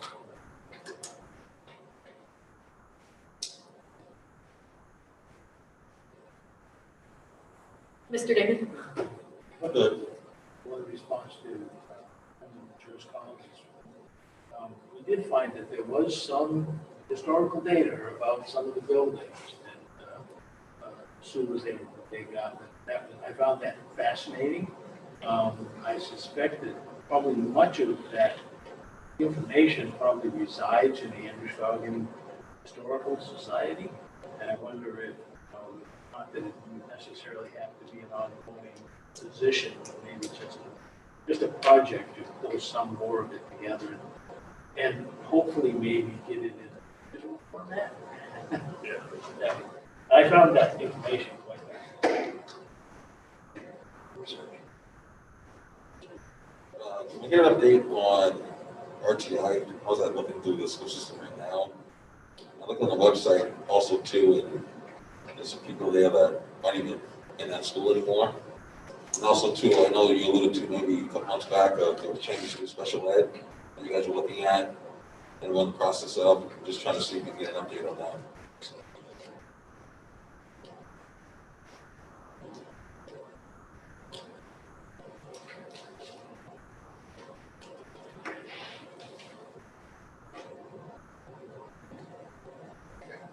Mr. Driscoll. Oh, I was just going to respond to Member Damon. I think that is a fantastic idea.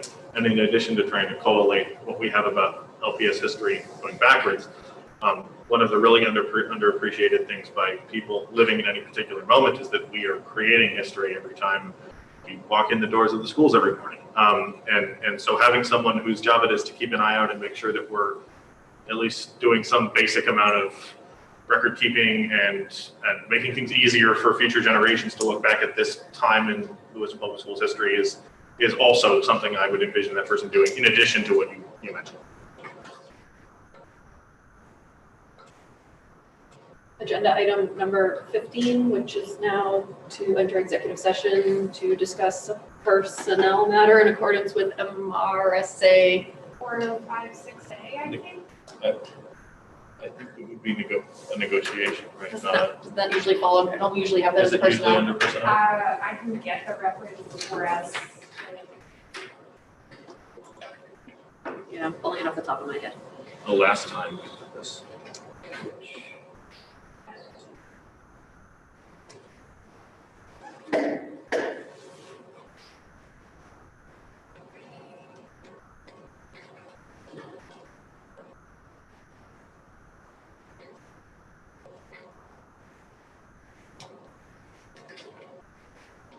It is, 4056D, my apologies. 4056D.